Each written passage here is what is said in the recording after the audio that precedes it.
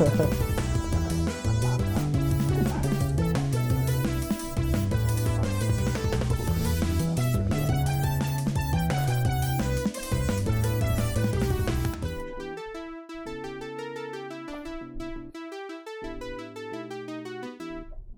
and welcome to the Game Informer Show. I'm still Ben Hanson and I'm still at E3 2019. I'm joined by Imran Khan. I'm occasionally Imran Khan.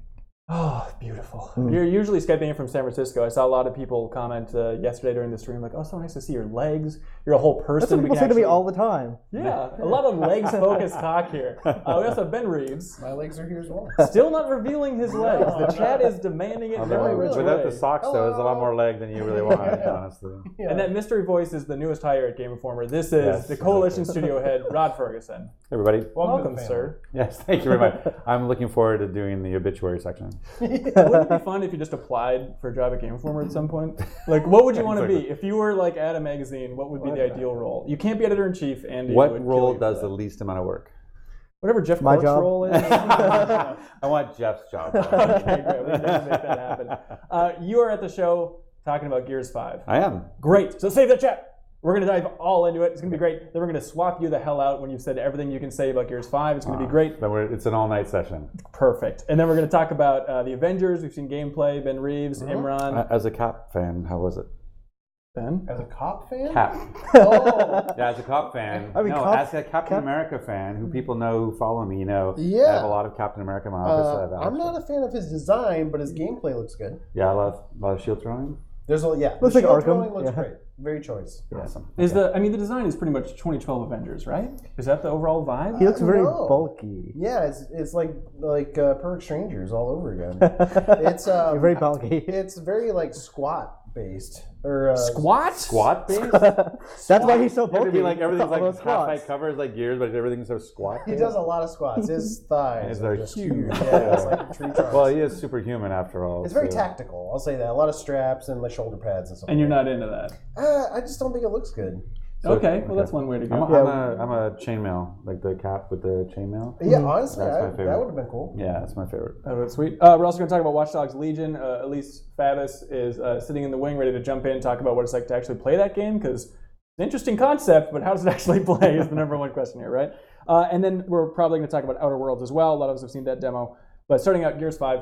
Rod, how's your E3 been? What's it been like for you? It's been awesome. We've been making this game for 2.5 years, and this is the first time that people get to go hands-on. We're talking about all the new stuff, so it's really great. We did the big beat last time with campaign, and we wanted to show something different. So we knew that we were going to bring Escape to the floor. So we said, why not bring Escape to the stage? We've never done that before. We've never done multiplayer on the stage. And plus you only have like a couple minutes, so why not, you can't show Escape with a 20-minute demo on the stage. Right. So Although I think people were hungry for more gameplay in general at this E3, but I understand that's a huge chunk. Yeah, well, we tried to sort of compensate the other way. So one of the things we did is, we wanted people to get the feeling of Escape. Like, we've only got a couple minutes to give you the feeling. And so we followed up with a stream right afterwards. We had the 3 WWE superstars that we played for an hour. We had a bunch of B-roll out there. We pushed the demo to select Microsoft stores. So we had over 15 Microsoft stores where people were playing locally. So we felt like, just not everything has to exist on the stage. Like everybody was like, oh, I want to see campaign, I want to see versus, I want to see horde, I want to see everything on the stage. And I'm like, we just don't have that kind of time. So, and that's why we sort of took a little time to say, hey, July's versus, August is horde, September's campaign. You're going to see it all. We're going to go in depth and all before launch, but just not on the stage. I'm in love with the messaging and thinking about the messaging for Gears 5. I don't know if everybody in the industry is falling in love with this as well, but I love the idea of you guys getting out there and just being completely clear and transparent with the community about this date for this date for this, story again for this. Right. And even the idea of last year focusing so much on the story and then this year focusing so much on the gameplay. Do you want to take us into those discussions of why have you made every decision that you've made? Sure, that'll take about 10 seconds. Okay, great. Coin flip. So, it was just, if we felt like, there's time to be the burlesque act and there's time to just let people know what's going to happen. Like, this is how this is going to play out, right? So we just felt like because we're doing things differently, one of the big things about Gears 5 is around challenging expectations. And so we were going like, okay, how can we do that? Everybody expects me to walk out there, play for 6 minutes, have something different every 10 seconds. And we've seen it for 4 different versions of the game. Let's see it for a 5th. And we're like, well, let's do it differently. Let's get people the feeling of Escape. And then afterwards, we'll take them into gameplay and a deep dive and talk to them about it that way. And so that was kind of it. But then we were like, well, people would be then wondering, when will we see this stuff? So we said, well, let's just call our shot and go, hey, there is a horde mode. Surprise! You don't have to be like, I wonder if there's horde mode. Which was Gears of War 4 for a while, right? Right. Yeah. And so there will be verses, and there'll be a new thing called arcade that you're going to be interested in. And there is a horde mode, and character abilities are part of it. And there will be a map builder. And yes, we're going to go back to the campaign and talk about seeing things you've never seen in a Gears game before. And it will all come. I just ask for patience because, Gears 5 has got like 5 things with the campaign, horde, escape, versus map builder. There's so much to talk about, and we just can't put it in 6 minutes on stage. Yeah. Did you think about having Keanu Reeves come out and actually announce those dates for you? Smart. Yeah, I tried, but he didn't. He wasn't. Well, you had the WWE superstars. We did, which is awesome. How did you guys set that up? I'm curious about that. They're big fans, and especially we talked with Austin Creed, and we talked about him moderating our panel at the Coliseum, which was awesome. And then it just AJ Styles and Tyler Breeze, it all sort of just fell in together, and the fan bases are pretty overlapped, and just the enthusiasm that they bring to it, that was what was exciting. Like, we were playing in the dressing room, and I'm like, okay, before we get streaming, you should probably play, so at least you have a general sense of what the game is. And they started playing, and they, normally when you bring in like a celebrity or whatever to play the game, they'll be like, I'll play for 10 minutes. I get it. Like, okay, now let me go do something else. And these guys would just not let it go. Like, and they, finally we're kind of like, hey guys, like you can't, like it's been like 7 hours now. It's time to kind of, we should let you go and do other stuff. So it was really fun. And then the stream afterwards was super exciting. And they were really, like, we were trying to be respectful of their time. And we're like, okay, I think we should stop. And they were really mad at me about like, what the hell, dude? We didn't get out. Like, we should keep playing. And I'm like, you guys want to go home? Exactly. Come out brushing your teeth, like, man, it's time to go home. So I was, they a whole bunch of respect to those guys, and Austin in particular did an amazing job moderating, and he's a huge gamer, and so he was awesome to work with. What can you take us behind the scenes of like the Microsoft press conference?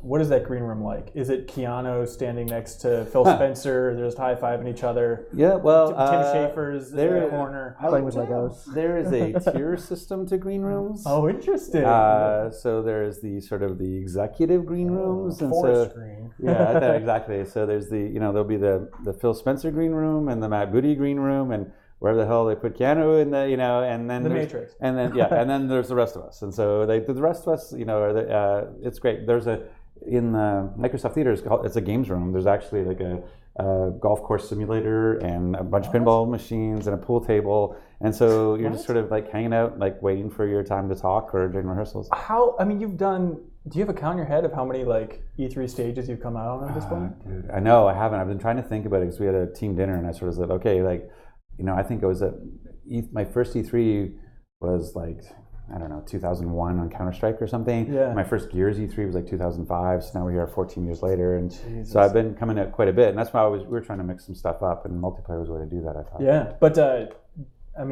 how nervous are you walking out on stage? Are you to a point where it's like, this is going to be fun, that's going to be a rush, and I'm looking forward to it? Yeah, pretty much. I mean, we get this one in particular, like I came in Wednesday night, and we did 3 rehearsals Thursday morning, another one Friday, 2 more on Saturday. So we had, at that point, that when I went out, that was basically the 8th time doing it. And so you kind of like, have you done skydiving without like non-tandem skydiving? No. Okay, so I chose to do there's no free fall when you don't do tandem because they throw the chute out after you. But when you do the training for skydiving, they teach you this thing like left hand, left foot, right hand, right foot, like, and so it's like that song. Yeah, but every time, Hokey pokey? Yeah, not like that. Yeah, it's like stick it out. No, but you do that. You do this drill over and over and over again. And so then when you fly up in this plane that's not really meant to be airborne, and the guy goes, okay, door procedure, and you're like, okay, and you go left foot, left hand, right hand, and then you stop and you look and you realize you're standing out on the landing gear outside of an airplane at whatever 10,000 feet, going like, what the hell did I just do? Like, I just followed the protocol. And then the guy's like, let go. And you're like, what? He's like, let go. And you're like, okay.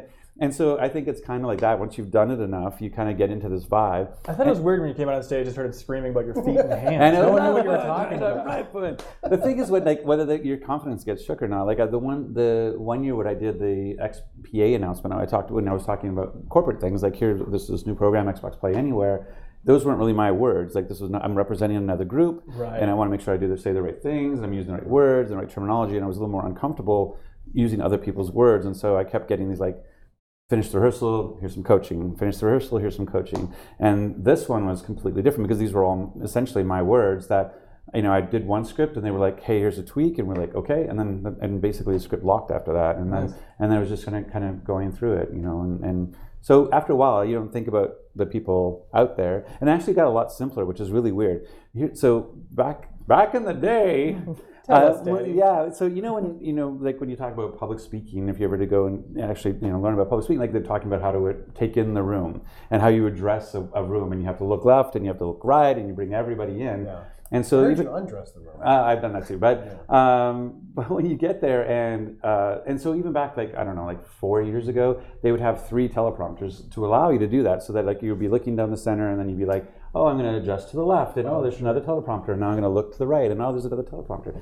Well, on the last couple of years, they've just pulled it all to the center, and it's just basically there's a teleprompter and there's a camera, and it's really about.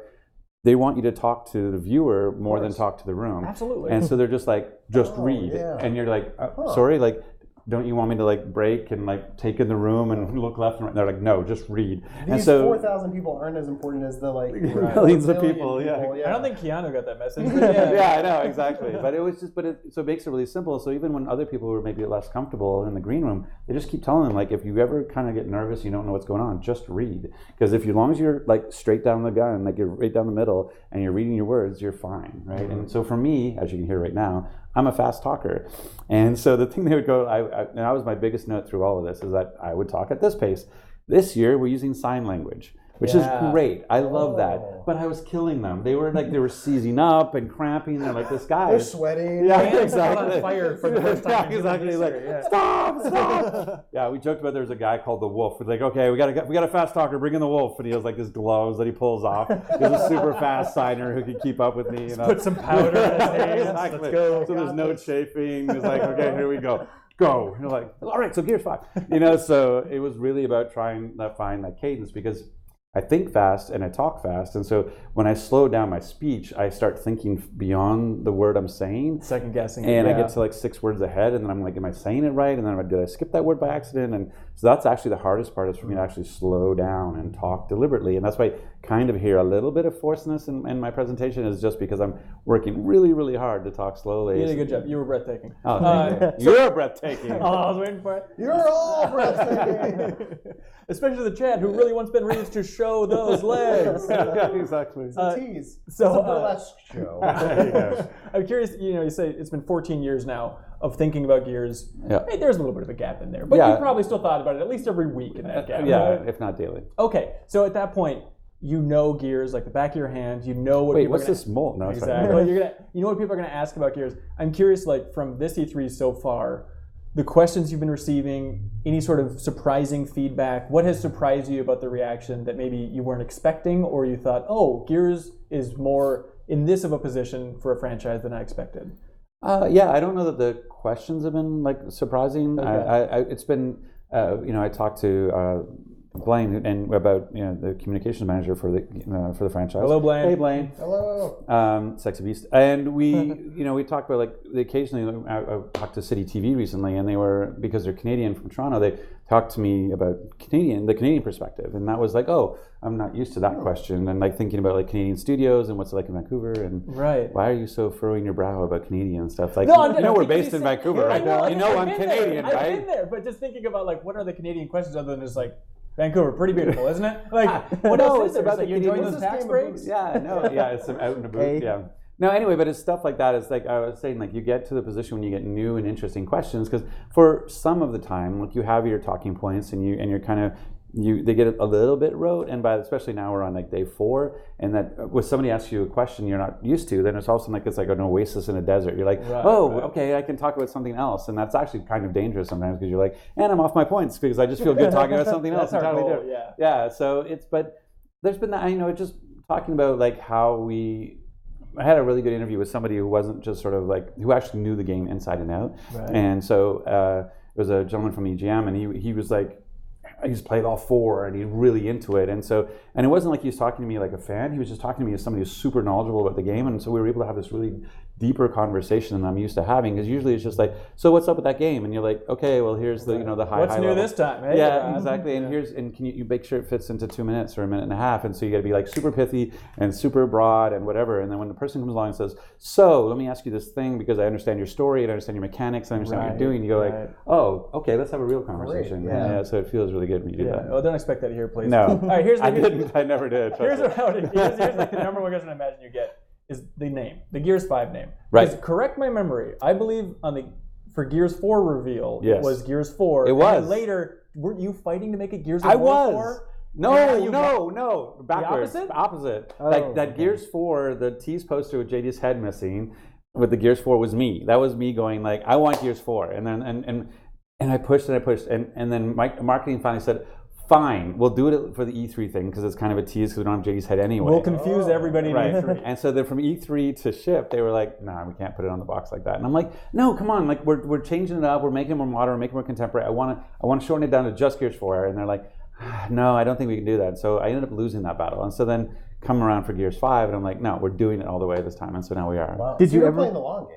It was the long game, and it actually kind of worked out in a way because Gears 4 was really, it was us proving that we could make a Gears game. Only 3 of us in the whole studio had made a Gears game at that time, and so Gears of War 4 was really the most kind of Gears game you could have in terms of, we didn't change a lot. We had some, some mechanics and changed a stuff. fair amount. Yeah, we changed that with the different characters in 25 years in the future, but we tried to stay really true. And now with Gears 5. What I like about the name change happening now is it also reflects what we're doing to the game. Like we're bringing things that you've never seen before. It's actually kind of cool that we have like 5 different ways to play the game. It's just so it all kind of came together at the right time. So it's actually good. Did you ever consider the compromise of Gears of 4? Gears of 4, no, but the number of times that people have tried to put like the leet speak into it, where it was like Gears 4 was the A was the 4. Oh no, I hate that. Thank and then God. Gears 3 with the E was the 3, and the Gears 5 and the S is the 5. Like the number of times they fit like the numbers into all the letters drove me crazy. I'm glad you're stopping that. I'm glad someone in the industry is willing to stand up to not do that. Based on your time in the industry, that must happen with every game, right? Like every game, Every they're trying game to at least figure out once. something. Yeah. Like Because they're at least exploring the Because idea. it's somebody trying to prove the worth of their job, right? Like somebody marketing somewhere, like, well, you have to do something. Here's a new vision. No, not necessary. No one's ever done this before. Right, Replace the letter with a number. And speaking of one of the changes of Gears 5, like that series has in the past been associated with like masculinity and machismo a little bit. Was there I haven't ever heard any? that. That's an interesting perspective. Is there ever been like any concern about with a female protagonist that the audience might not react well, or that people might think of it differently? Well, I mean, if people think about it differently, that's fine. I mean, that's what I want. The thing is that it isn't like, this wasn't us going like, what'd be good for the times? We should get a female protagonist. That wasn't how this came to be. The thing about their story for Gears 4, and Blaine's heard this a million times, but the things that we talk about is like Mad Max Fury Road. It's Furiosa's story about trying to save these women, and Mad Max facilitates that story. Right. And when we looked at Gears 4 in our heart of hearts, we realized that it was actually Kate's story trying to save her mom, and JD actually facilitated the story. It wasn't really JD's story. And so when we said, as we wrote Gears 5, we were like, this is really a continuation of Kate's story. What better way to experience it than to be Kate? Like, it's much better as a player in an interactive medium to be the character that thing's happening to than to sit there and watch it happen to another character. So it wasn't this it's of the times. It was like, it's actually the best way to experience the story. Right. Yeah, got it. Do you think a lot? I think like from Game Informer's vantage point, it's really nice. One of the greatest luxuries is like with our cover story format, it's like month by month we plug into a different games community. Right. And you get to see what that community is passionate about. And then you also hear the wider industry's take on that game. And sometimes they're so, they're completely separate, right? Right. And I think there's very much a bubble. Do you worry about being in a Gears bubble? Like how much do you try and sample outside that bubble to get a sense of like, what does the wider industry think about Gears at this point? Because I'm sure your Twitter feed every day is filled with Gears fans demanding very specific things. Bring right? back Marcus. We sure. We do like surveys and customer research, and we do user research tests and those kinds of things. But we're not trying to be designed by committee. It's just meant to reaffirm or look at what's going on in terms of what we're doing with the franchise. But a lot of it is just driven by what we want as a passion for the franchise. At the end of the day, we have to believe in it. It's not going to be driven by somebody going like, here's a bunch of feedback you must take, and whether it's negative or positive, you have to go and say like, okay, this is what we believe is the story we want to tell. Do we feel good about that? I think one of the most controversial things, probably what I'm getting, tends to be the humor that we do. We always have felt that Gears has a dark humor to it that we wanted to make sure that we keep. And I think some people really want Gears of War to be essentially a survival horror game, and that's not a game that we want to make. And so, but that was the messaging for 4 a little bit, right? We were going darker. I mean, we're going darker in terms of where we're going, but I think people maybe expected us to dial it to all the way, and I don't want to ever lose the humor. And part of it is I think the game reflects the personality of the creators in a lot of ways, and so I have a cheesy goofball humor, and I'm in the sessions with the actors, so sometimes that shows up, and sometimes it's in the writing, obviously with Tom, but I think I don't want to lose that part of it, because just having a full campaign, a very oppressive urgency, like if all Kate did for the whatever hours of campaign in Gears 4 was I just gotta save my mom, gotta save my mom, gotta save my mom, gotta save my mom, you would just be like, I'm done. Like, it's just too much. I gotta save my mom, but I really want to go to that circus too. Yeah, exactly. So I gotta do it all. Yeah, so the notion of having a little bits of respite where you can say, okay, it's okay to have a moment of dark humor where you can kind of break the tension for a little bit so you can build it back up again. What when you say you want a little bit of humor in there, does that extend to also skins, stuff like that? And I guess I'm just getting to the point of having the Terminator in your game. Yeah. Does that count as being a little more lighthearted about the series? No, I think it's more about just a really cool partnership and the idea of like sort of, I don't know, there's some sort of kindred spirit thing there. When we looked at they don't have spirits. That's the point. No, but Sarah does, and that was the thing that really resonated with for me in particular was that when we looked at Sarah Connor, I'm going like, okay, the story of Sarah Connor from civilian to warrior is kind of the story of Kate from outsider to warrior. And so I had this idea of like there's these 2 strong female characters who were kind of taken out of their place to become these warriors who are fighting for the future of humanity. Like, that felt like this is a really good way to sort of, they have a connection. Does the Terminator team tell you, like, well, heads up, we're going to be on Ghost Recon Breakpoint as well? Did you know that, or was that a shock? Mortal Kombat. Yeah, exactly. Yeah.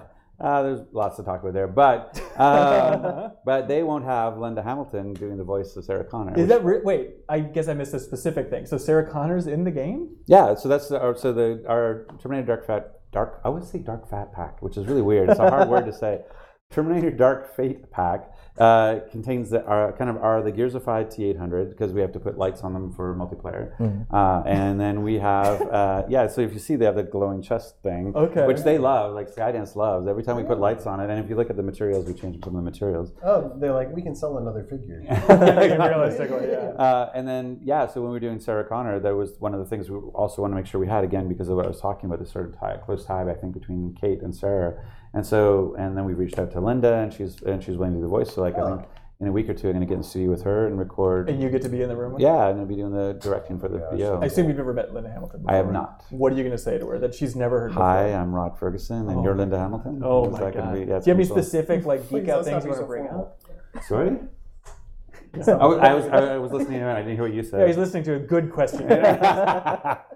One of the great things is Bonnie Jean Ma, who's our franchise narrative lead, she's a huge Sarah Connor fan. And so when we were like, hey, okay, we got to write the combat chatter script. And so she just, oh my God. What I see is like her going through the T1, T2 and looking at all the Sarah Connor stuff and trying to come up with dialogue that would make sense for her. And so it's going to be really, really fun to have her in multiplayer and be able to play as her. It's going to be cool. That's going to be bizarre. I wonder, I don't know, have you been in those? I imagine you've been in plenty of those rooms with actors and celebrities, right? No, we've done all the games without actors up to this point, but I understand what you're going for. But I guess what I'm going for is like, it's got to be bizarre to be like, Mrs. Hamilton, can you please say your iconic line from Terminator 2 for this combat chatter? And she's going, okay, here we go. I just want to know what her expression is when she reads the script, and it's like, okay. Well, I'll tell you. I'll let you know how it goes. Please she's do. Like, get the fuck out, like, or and she's like, okay, I'm happy to do this. I mean, the hard part is combat chatter is pretty yelly, and so that's the thing that we're trying to focus more on her to be more badass and less yelly.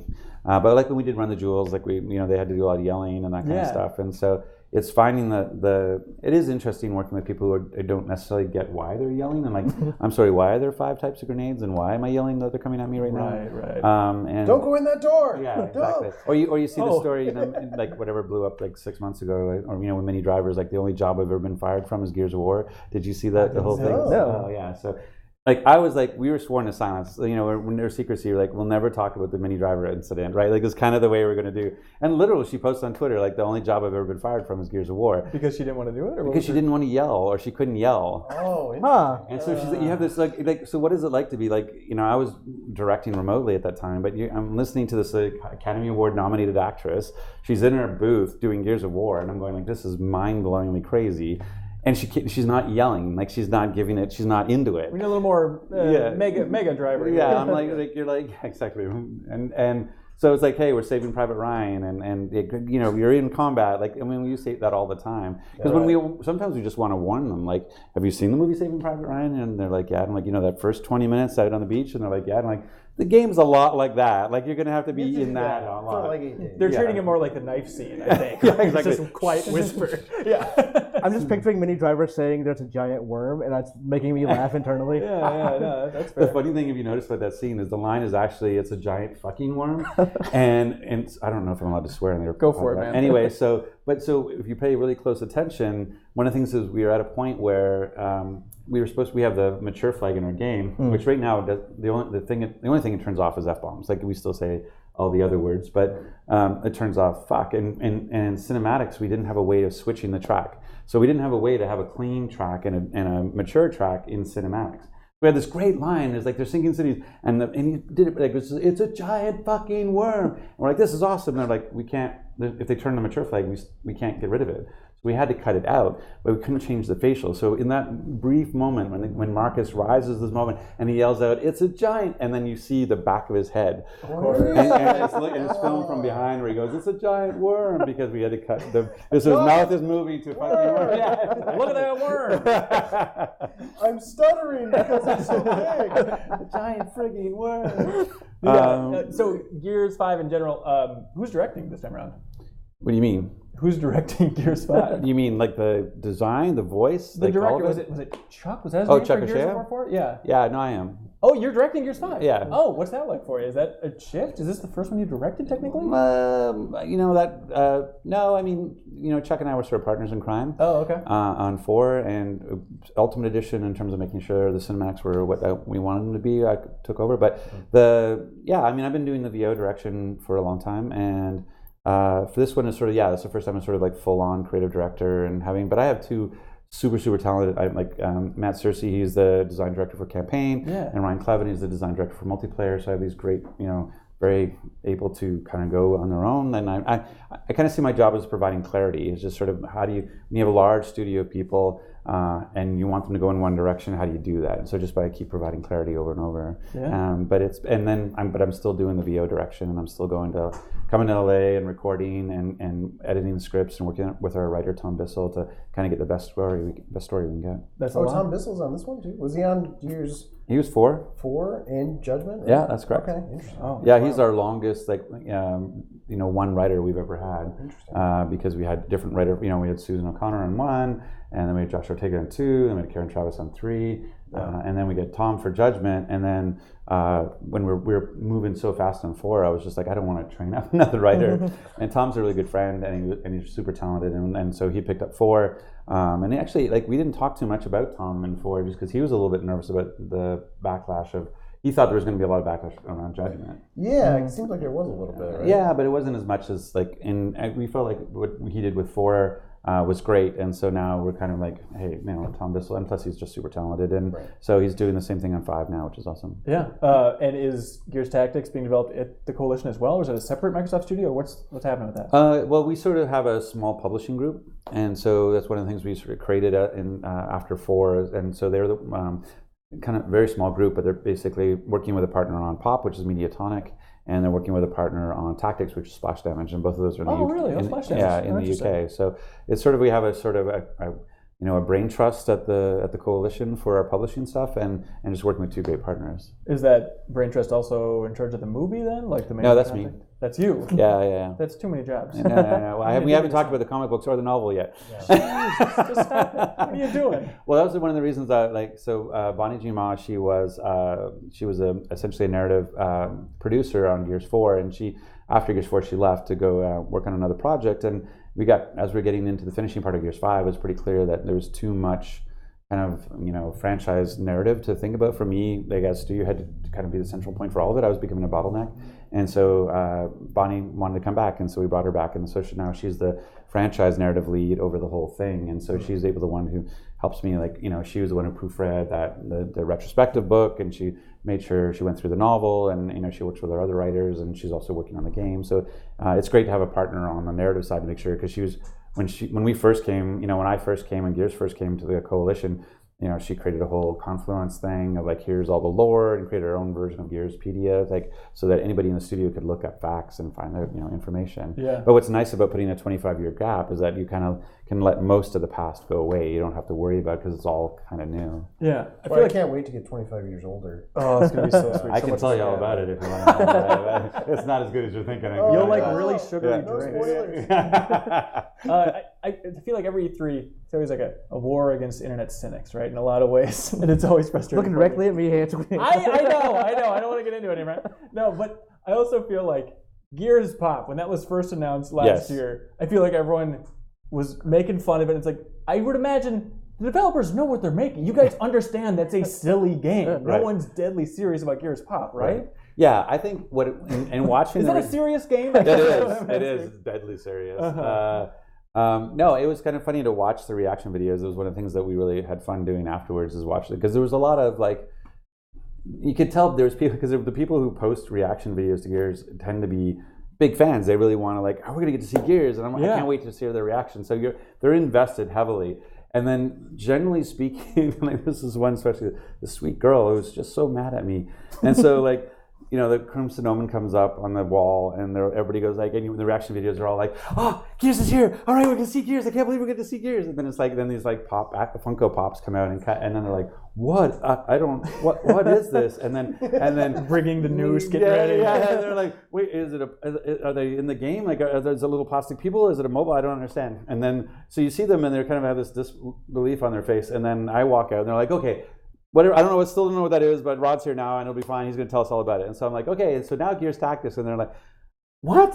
And so like literally this really nice girl, like she's sitting there, and this nice woman, I don't know, she's like 18. So I was girl appropriate for 18. Just say woman. Woman would be fine.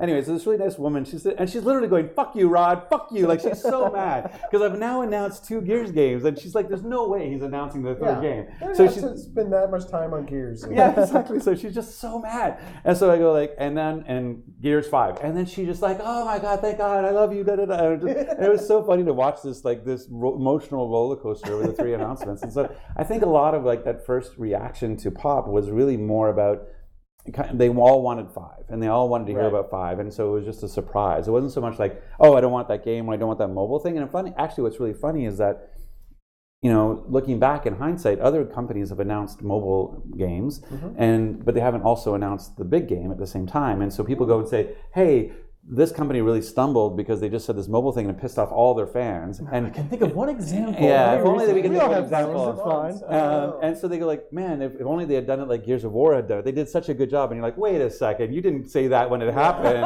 You're all dumb. Yeah, exactly. Did you guys ever consider flipping them and announcing Gears 5 first, or did you like, or 4 first? Did you like the tease of having Pop announced first? Was it like your decision or it's like Microsoft's? No, I mean, you work it out collaboratively. Like, I mean, to be honest, there wasn't like. I'm looking at Blaine. So Blaine's gonna come diving over here. He's mouthing the words "go for it." Yeah, exactly. No, but I mean, so Microsoft did not want me to do 3 games, or they wanted me to do the 3 games. They didn't want me to announce 3 games, and they were like, "Okay, only announce 2. Save 1 for another beat. Don't say it all at once." We have EXO coming over. Yeah, and I was like, no, I want to say, like, I want it really clear that Microsoft is tripling down on Gears of War, and we're making these 3 games. And they were like, "Oh, just do 2. You need just do 2. We'll save 1 for another beat." And I'm like, and so that became a huge thing over as we were sort of getting into the show, and I was really happy to be able to do it. And then the order was a question of what's the best way to get this information out. I still think we did the right thing. I still like what we did. Like I said, I think it's the same thing we had sort of a little bit in this show where people were so, "Oh, Rod's going to come on and play for 6 minutes of campaign gameplay," and we go like, "Hey, there's this whole new thing," and they go like, "Well, we wanted innovation, but I didn't, but I still really want the thing that I normally get, so why are you showing me something that's new?" You know what I mean? And so it gets really confusing. Yeah. And then again, like just like 2 days later, And when people hear me talking about like, hey, here's our plan, and you're going to see it all. Here's some gameplay from streamers and from what we did and all the stuff, and everybody's kind of completely relaxed, and now they're all like, oh, this is great, and I really love it. Yeah, man, this mode looks awesome. So it's just patience. Yeah, that's got to be great. Speaking of patience, you guys have been here for a while, so I feel like we should wrap this up. I got nothing else going on. Oh, all right, Aaron, you got one more question, man? Do you ever talk to people at Epic about the game, and if so, is their answer just like make it more like Fortnite? Huh. Yes, exactly. That's exactly the question. No. Pro tip. No, I don't really. I mean, they're really super supportive. Epic was done with Gears, and so they put it on the shelf, and it was going to stay there. And so that was why Microsoft kind of went on knocking to say like, hey, you have this thing that we really love, and then you're putting it on the shelf. And we have a lot of money. So we will take that off your hands. And so any conversation I have with Epic people is really about, thank God you're still continuing it. Because otherwise it was just going to be dying on the shelf. We made a video years ago when we did the Fortnite cover story trip, which pulled from the last time I think you were at the Game Informer office, where we talked about, I think, Epic Game Jams in general, and you talked about the origins of Fortnite in that video, I remember? Right. Anyways, the point is, I associate you with the origins of Fortnite and kind of helping to tell that story a little bit. How often do you reflect on just how insane it is? Yeah, I mean, it saved the world? Being there for the origins of that project, I mean, are you losing sleep at night? Just what has happened? What is this world these days? No, no, I don't lose sleep over it. I think it's great. I'm super happy for their success. And the questions I get are the like, are you disappointed you left when you did? Because you could have been if you stayed at Epic, man, look at all the success you would have had if you just stayed at Epic, right? And I go, like, you guys should all just be kissing my feet. And they're like, what are you talking about? I was like, if I had stayed at Epic, I would have canceled Fortnite. Like, would you really? Oh, absolutely. Before I left, good night. Yeah, before I left, I tried to cancel Fortnite. Like, so the Fortnite, like when it was Save the World, like there was a project that just had some challenges. Sure. And as the director of production at the time, like, that game would not have passed my bar for something we should continue to keep going. Mm-hmm. And so anytime people look at me and go like, oh, don't you feel bad? I'm like, no, you should feel really good, because that game you love and that's a worldwide sensation would not exist had I stayed at Epic. So in a weird way, you're responsible for Fortnite's success. Yeah, by leaving and by saying, oh, all yours. And that's your letter asking for money? Yeah, exactly. Sounds like a weird picture. Yeah, that's a weird. Yeah, by the way, I'll come back and cancel it down. I'll fucking kill you all. I was the only thing stopping it. Exactly. So. What about, I know you can leave here if you want. This is the weirdest way to end an interview. By the way, as the hostage exchanger, we're happy to leave whenever you want. If you don't leave, we're going to keep asking questions. Okay. I'm just curious if you ever see Cliff anymore. Has he been to the studio? Has he played 5? No, he hasn't been to the studio, hasn't played 5. We see each other at trade shows. I think the last time we saw each other was, I think, the last time I saw Cliff was when he decided to shut down the studio. Because when he was coming to E3, I got to see him at events, and so when he's not coming to E3 and he's not coming to other sort of game events, sure. That's kind of when I lost contact with him. So, there's an occasional message back and forth, but it's, he's doing his own thing, which is great. He's writing his book. Do you ever have those moments of like, hey, how much are you going to include about me in that book? Well, he shared it on, he shared this paragraph about how he felt about me in the book, which is, I was like, okay, that's very nice, thank you. Like, it was complimentary, so I was like, okay, great. Okay, all right. That makes sense. On a related note, Gears 5, when's it coming out? Gears 5 is coming out on September 10th, and if you get the Ultimate Edition or you're a member of Game Pass Ultimate, play 4 days early on September 6th. And if you pre-order or play in the first week, you get Terminator Dark Fate. Oh my God. That's very cool. Have you seen the movie? Any heads up on the movie? I worked on that a bit. What? Any heads up on that Terminator Dark Fate movie? Do you get to see an early version of I didn't get to see an early version. I saw probably about 15 minutes of footage. How you feeling? Good. Okay. Yeah, really good. I mean, I wouldn't do it otherwise, right? That's the big thing for me about the franchise is when we started up licensing back in 2014, I brought in everybody, and Sarah Boatman, who's our business manager, and Jerry, who does licensing. I'm like, it has to be authentic, and it has to be, good. Yeah. I don't want plastic wallets and flip flops and knickknacks. Like, it has to be something that's meaningful and just high quality. Yeah. And the same thing for promotional partnerships. There has to be something there that it feels authentic to the franchise, and I feel like Terminator does that.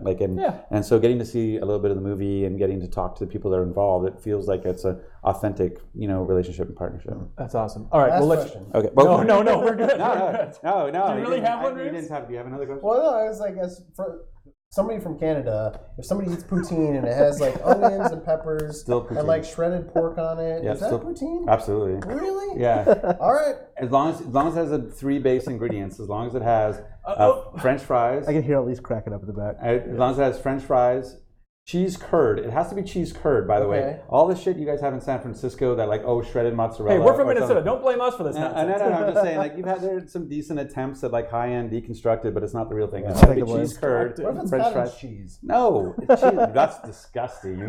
Cheese curd, French fries, and like a good beef gravy. Like, now, that's the basis. And then you want to layer like pierogies and whatever on top, go for it. That's still poutine. But what if though? What if you've never had base poutine before, and the first time you try poutine, that's a mistake. Is going all out. That's a mistake. Thank you. Okay, that's what we've been trying to argue with coworker JB Gwaltney, how he completely blew it on the Gears of War 4 trip by getting this crazy novelty poutine as his first poutine experience. No, you have you have to know the difference, otherwise you can't compare. Yes. Right? Thank you. So like just do 2 nights in a row. Go one night, get the base, and the next one go crazy. Exactly. You guys explained this beef to me earlier before the interview. It's like saying if your first girlfriend's a porn star, like that's not a good way to go. That's not a way to learn. Right. Yes, exactly. That's what we've been trying to explain to him. He won't take our advice. Yeah, 6 of his first girlfriends are porn stars. All right, Rod, thank you so much for being here, man. Right, thank I really you. appreciate it. It's been great. We'll kill your mic and you can take that sucker off. I'm disappointed you got cider because I wanted to make a Beers of War joke. Next time. We do Beers of War every month. Let's see, Kato, do you want to jump in here on mic? Elise is weighing in on poutine. Hey, Elise. Oh, doorbell. Oh, wait, at the door. Who could it be?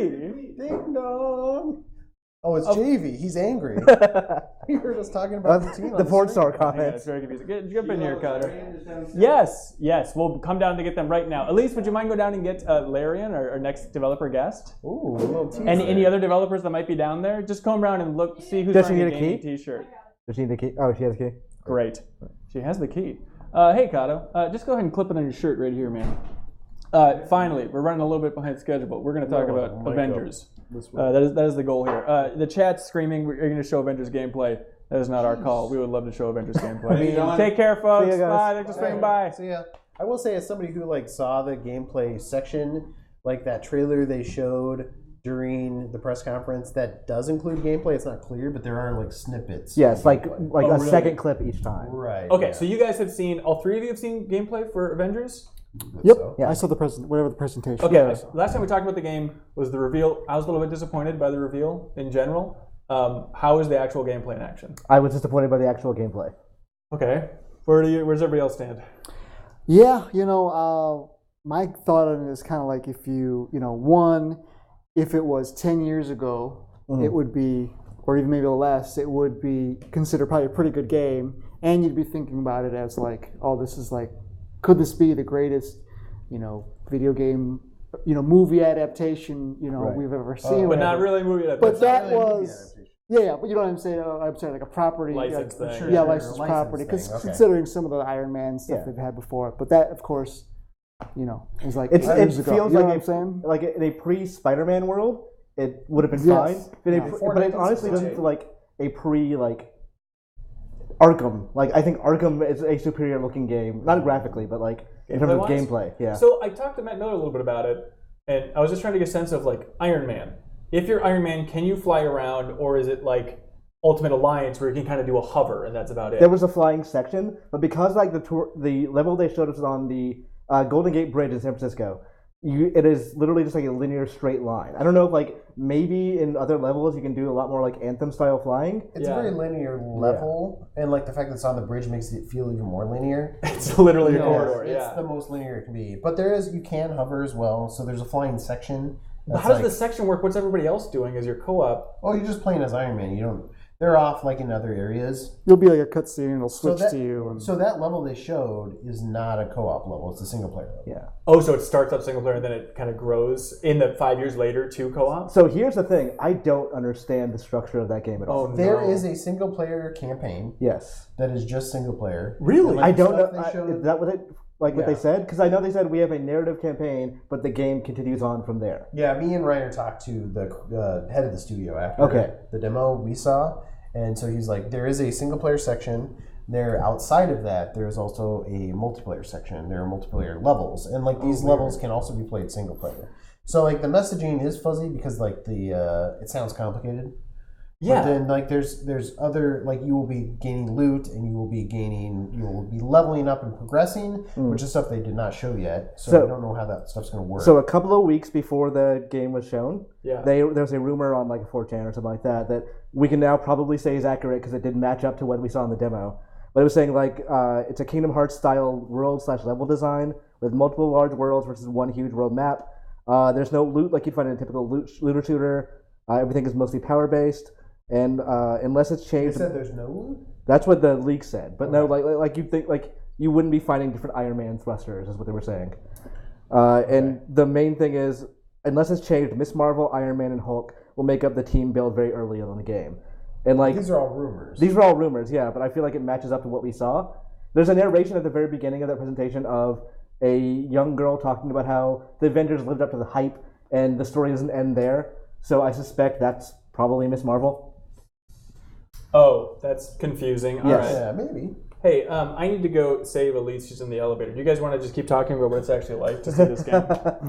It's falling apart, isn't it? Just like Avengers. Just like the Avengers fell apart in the game. I will say, as somebody who was maybe a little bit hotter on it than it seems like the average person, that I felt better after seeing the gameplay demo than I did from seeing the like trailers that they showed off in the press conferences. I felt Did you guys feel that way? Yeah, I felt a little better, but I wouldn't say I was like over the moon excited. And it's maybe this sounds weird to say, but I almost wonder if, you know, maybe with some of the co-op multiplayer and stuff like that, if that almost, even though it sounds like it's going to be a bit different from the game in some ways, maybe if that's maybe kind of more of a piece that is actually a little bit more exciting, because like we're talking about corridors and, you know, sort of a pre-Spider, you know, a non-Spider-Man sort of game. It just, you know, I think some of the stuff looks good. Some of the, you know, it's getting you in the action and whatever. But, you know, I kept on imagining as the demo was going on of like, they're not really talking about controls. I understand that, you know, they're not going to tell you, oh, your right stick does this or necessarily all the time. But it's like,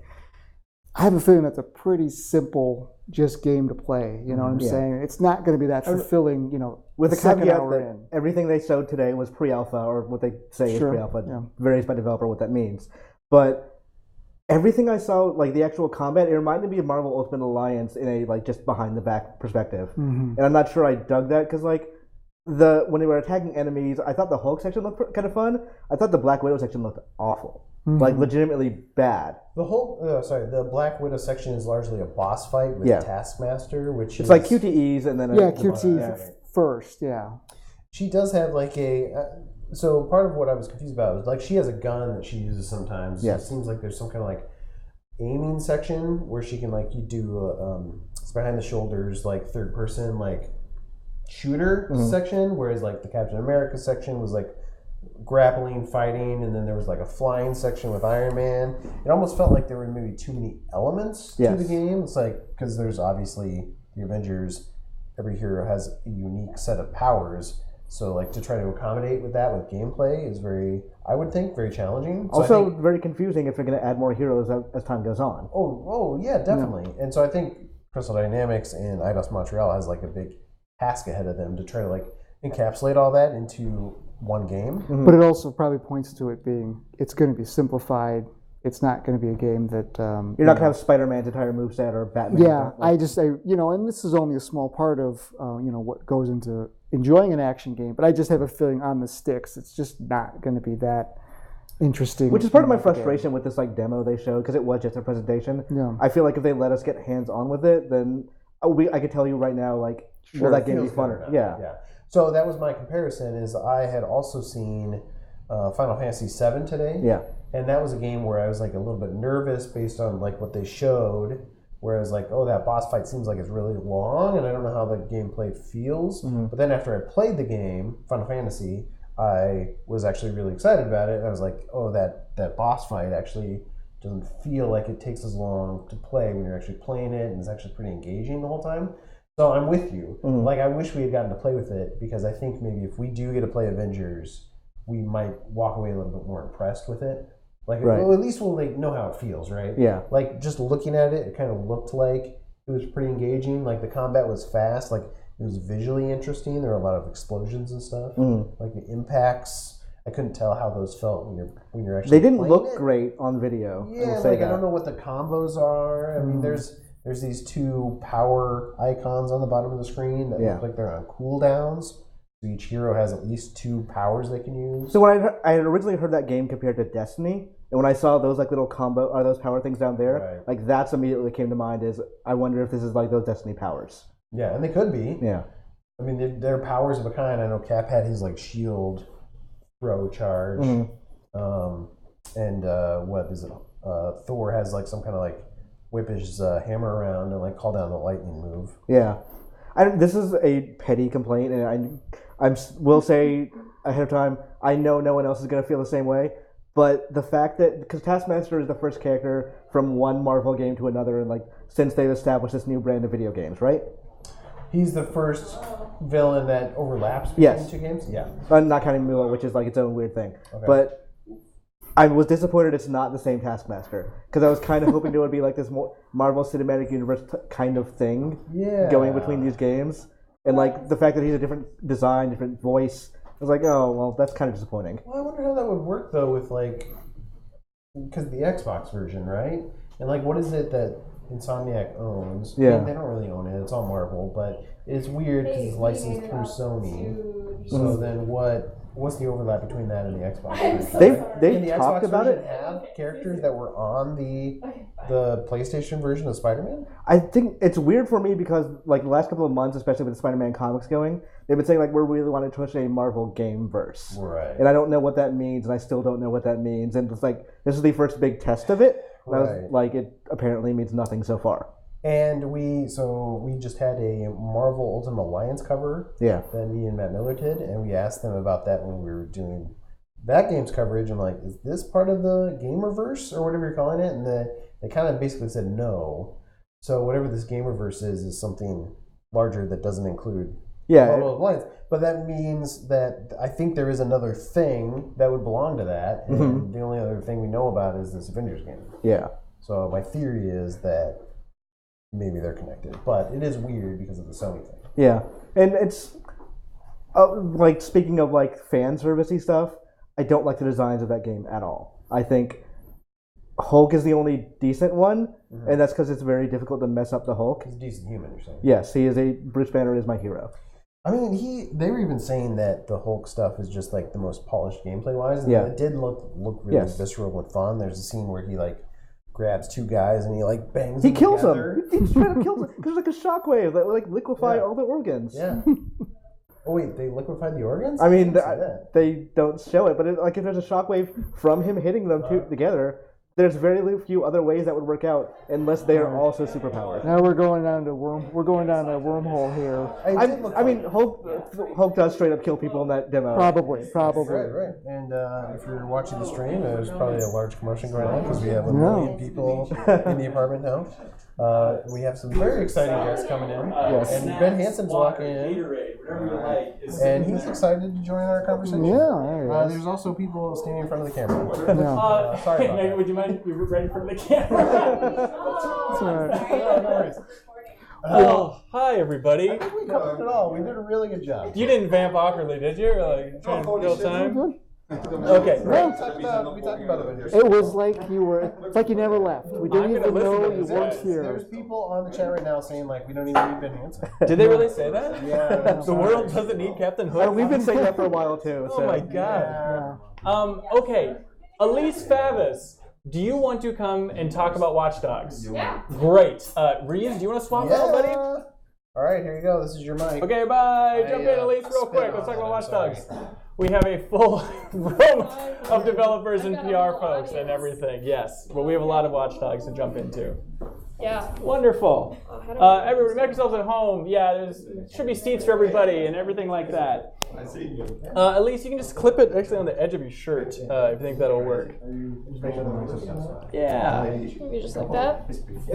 Thank you, Chad, for being patient. So the overall read on Avengers is not great, but not as bad as maybe some people would lead you to believe. They like it better than I do. I'm a little disappointed, but we'll wait to see how it shapes up. Okay, perfect. Elise, you're one of the few people that have played Watch Dogs Legion. Yes. I'm so curious. Does it live up to the video? I freaking loved it. Oh, good. Oh, good. I loved it. What's your feelings on the previous Watch Dogs title before we get into this?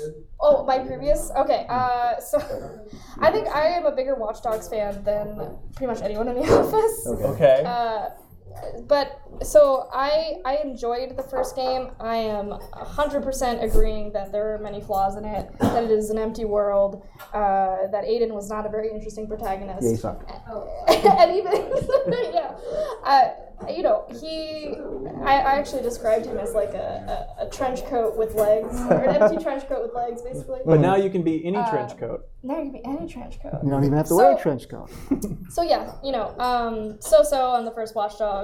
I liked the second one, and the third one I think is really, it's promising that kind of, you know, I hate to use this word, it sounds stupid, like hacker fantasy, I suppose. We all have had a couple, yeah. But you know, that they had kind of teased the first time way back in 2012 when it was first announced that it was Watch Dogs. So anyway, in Watch Dogs Legion, yes, you can recruit anyone, any NPC in the world to DedSec, which is your hacker group, Right. basically, and you can swap between these characters and play as each one. Okay, we got that part, but you actually played it. Does it live up to that? Like, did you see the gears behind the system at this point? Did you swap to enough people we started to see like, this is how it's actually a conceivable video game to play? I didn't see the gears behind the system necessarily, but I mean, what I was able to do was once you can recruit someone, and as long as you get their support high enough. So, and to get their support up, you have to do certain missions. So, okay, just to be clear, so start of the game, you cannot just take over anybody. You can't just pick someone off the street. That sucks. You have to recruit them. You have to gain their support. And to do that, you have to do little missions for them. So say they're being blackmailed or something like that. You have to solve their problem and then basically gain their support. So is every single person recruitable? Every single person is recruitable. Okay. That's the whole thing. Yeah. So you can have I don't know, like a straight arrow lawyer, or you can have a punk rocker, or you can have a grandma, you know. Do you get the sense that, so there's all these different people and they've got, like you said, some different characteristics or whatever, but do they fall into sort of loose buckets of the punk rocker and this other person are kind of the same, even though their rapper's different? According to the creative director, Clint Hawking, he says there are 20 different characterizations. Does that mean voiceover? So that roles means as well?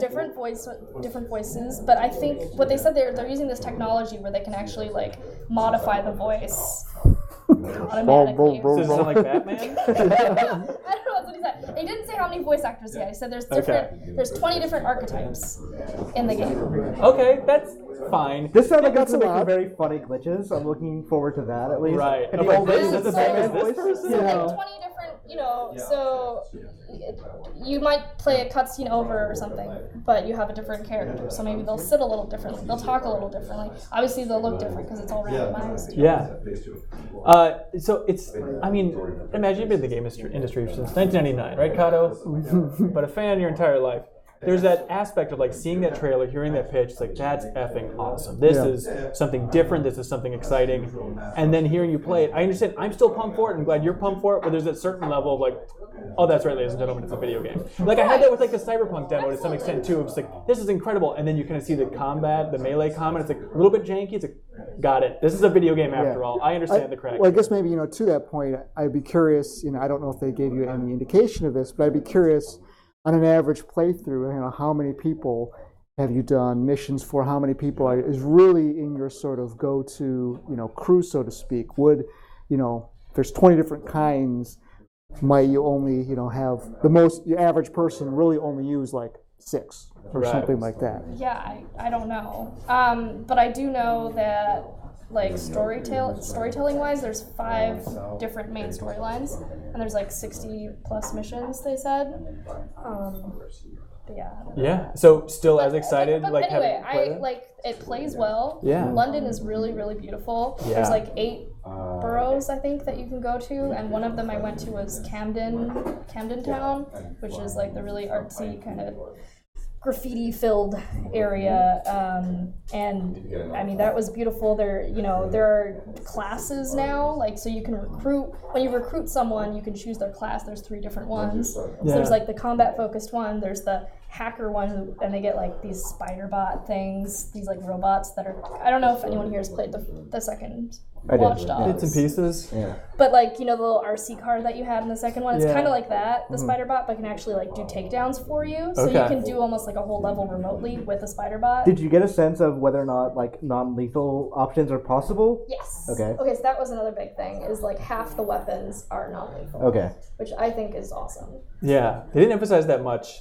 in the videos, which is kind of a bummer. Because that was one of the leaks and the rumors that they're going to de-emphasize guns, and I think that's a really fun style. I know, and like my biggest problem with the last 2 Watch Dogs games was that disconnect between the narrative and the gameplay. Yeah. Which, right. frankly, we see a lot in video games, right? And I'm kind of hoping that this ability to switch between characters and this, improvement with, non-lethal options is going to maybe bring it in a better direction where we're like, okay, this is more plausible, or like I can understand what my character's motives are, and it lines up with the gameplay. Right. I'm very excited. This is March 6th, 2020. This thing's coming out. That's right.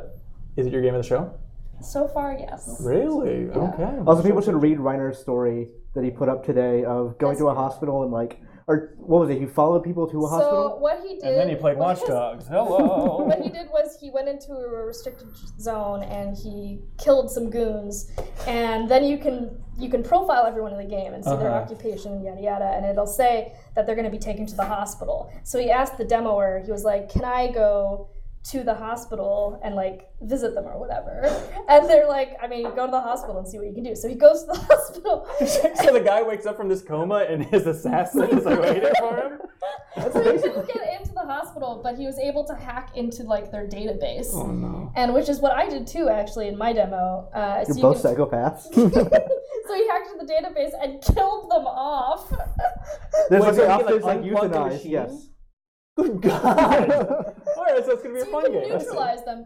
Me, I was the nicer person. I went and I Send them flowers. Basically, for me, like I punched someone in the face, and then Nicer person. and then I like followed them to the hospital, and then I was. You were their just- police escort to the hospital. Yeah. I was like, no, like I'll get them out of this. So I like prioritized their medical treatment or whatever, and then they got out. And it was really funny because the supporting character turned to me and they're just like, "You put them in there, and now you're taking them out." Like, Oh, that's what nice. are They you doing? recognize that. I That's thought that was amazing. super That's cool. incredible. Yeah. Okay, sweet. We have so many developers ready to go in this sweet, hot apartment here. So we need to take a break. We'll be back in under 10 minutes with a full panel of developers. So don't go anywhere. The stream will be right back. All right. Bye, everybody.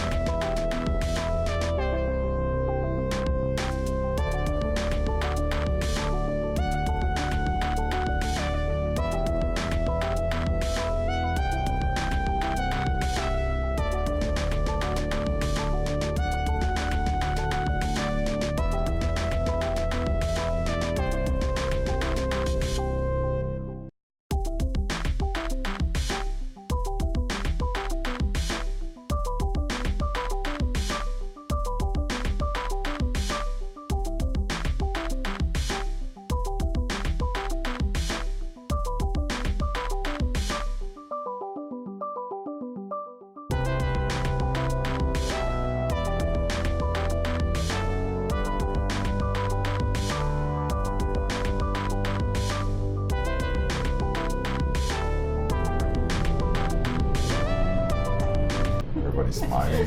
Hi, everybody! Hey, we're back. Welcome back to the Game Informer Show. Thank you for tuning in and sticking with us. We have a full panel featuring a hovering Sam Lake from Remedy. Hello, sir. Hello. Happy Happy to be here. Happy to be here. We have, you're talking about Control, by the way. I don't know if Yes. you're aware of that. Yeah, okay, yeah. Great, I'm glad you're on board. We have Rue, co-founder of Ready at Dawn. Welcome, sir. Hey, thanks for having us. Oh, it's an honor. Swen from Larian. Hello. Talking about Baldur's Gate 3. A little bit. That's a thing. Okay, I'm curious to see where that line is. And we have Megan from Obsidian, senior narrative designer for The Outer Worlds. Very Hi, exciting. Thanks for having me. Oh my gosh, it's an honor to have everybody here. It's so fun trying to group developers together and trying to figure out like what is the connection here? How does everybody interconnect? But just in general, before we even get to greater connections and bonds, E3 so far. Sam, how's your show been? What's it been like? Good. Struggling to have a voice because I lost my voice 2 days before E3. Oh no. First time in my life. Was like, do I need a voice at E3? But it's People good. understand the game It's at this good. point. It's still holding up. Oh, thank you for being here, even though you're straining. No, We won't no. make you yell too much, I swear. No, it's good. No, it's good. Okay, Yeah. great. Reactions to Control so far? Anything stood out to you? People seem to like it, which is great. Yeah. Yeah, people are ready to be excited. Yeah. Were you watching? People like weird, so that's great. They really do, yeah. Yeah. Were you tuned into the Microsoft press conference at all when they were revealing that Blair Witch game? And the I amount of people that thought it was Alan Wake 2? was in the plane flying over, so I didn't quite see it. But Okay. yeah. I was sitting next to some other folks from Remedy, like in the actual audience there, Right. and there was like this weird vibe where I feel like everyone was trying to guess what that Blair Witch game actually was. And it seems like, is this Alan Wake 2? Is that what's going on here? Forest, And I'm looking. flashlight. Yeah, exactly. And I'm Yeah. looking, at your guys, like, they're not reacting. If it is Alan Wake 2, I don't know if it's like a finished demeanor and they're just not expressive, or if it is actually, of course, a Blair Witch video game. Never would have expected it, but we'll dive into it. Rue, how's your E3, man? Pretty good. It's been actually quieter than it's been good. It's one of those E3s where you don't have to do much now. I let the team do a lot of the stuff, so it's actually kind of good. But announced Echo Arena for Quest, so that was pretty cool. Actually, that was a really cool, actually, really great to see actually from the VR community how they attracted to that, and Lone Echo 2 actually ahead of us. So Yeah. A lot of content. Yeah. I like that you say the VR community. Do you see it as that much of like a different Yeah, bubble? actually, there's something. I mean, I think they also like to be very much their own kind of character. So it's actually kind of cool to see that they've actually got a voice. They have a we have a following on the games, but they also have their own kind of like environment community with the esports teams and all that stuff. It's been absolutely amazing. Yeah, for sure. And so, Lone Echo 2. Yeah. How far into development are you guys on that one? We are quite far to in production. We are shipping early 2020. Oh wow, okay. We had announced 2019, but with our efforts on getting Echo Arena for the Quest, which is going to be actually a crossplay between Quest and Rift players, so everybody's going to play together. With all that effort, we decided to put our attention there first, release that, and then finish Lone Echo 2. But yeah, you got to be so excited about the Quest in general. I mean, that tech is amazing. I don't know if anybody else on the panel has got a chance to play with the Oculus Quest, like the one where you don't need any cables, any PC whatsoever. It's just like this locked in. We've been trying to get kits, but the biz dev is drunk the entire time. yeah. Doesn't understand that. But do you see that as a game changer? Do you feel a difference in the community when that? Yeah, definitely. I mean, and we saw it even after the announce. Seeing the Quest actually kind of.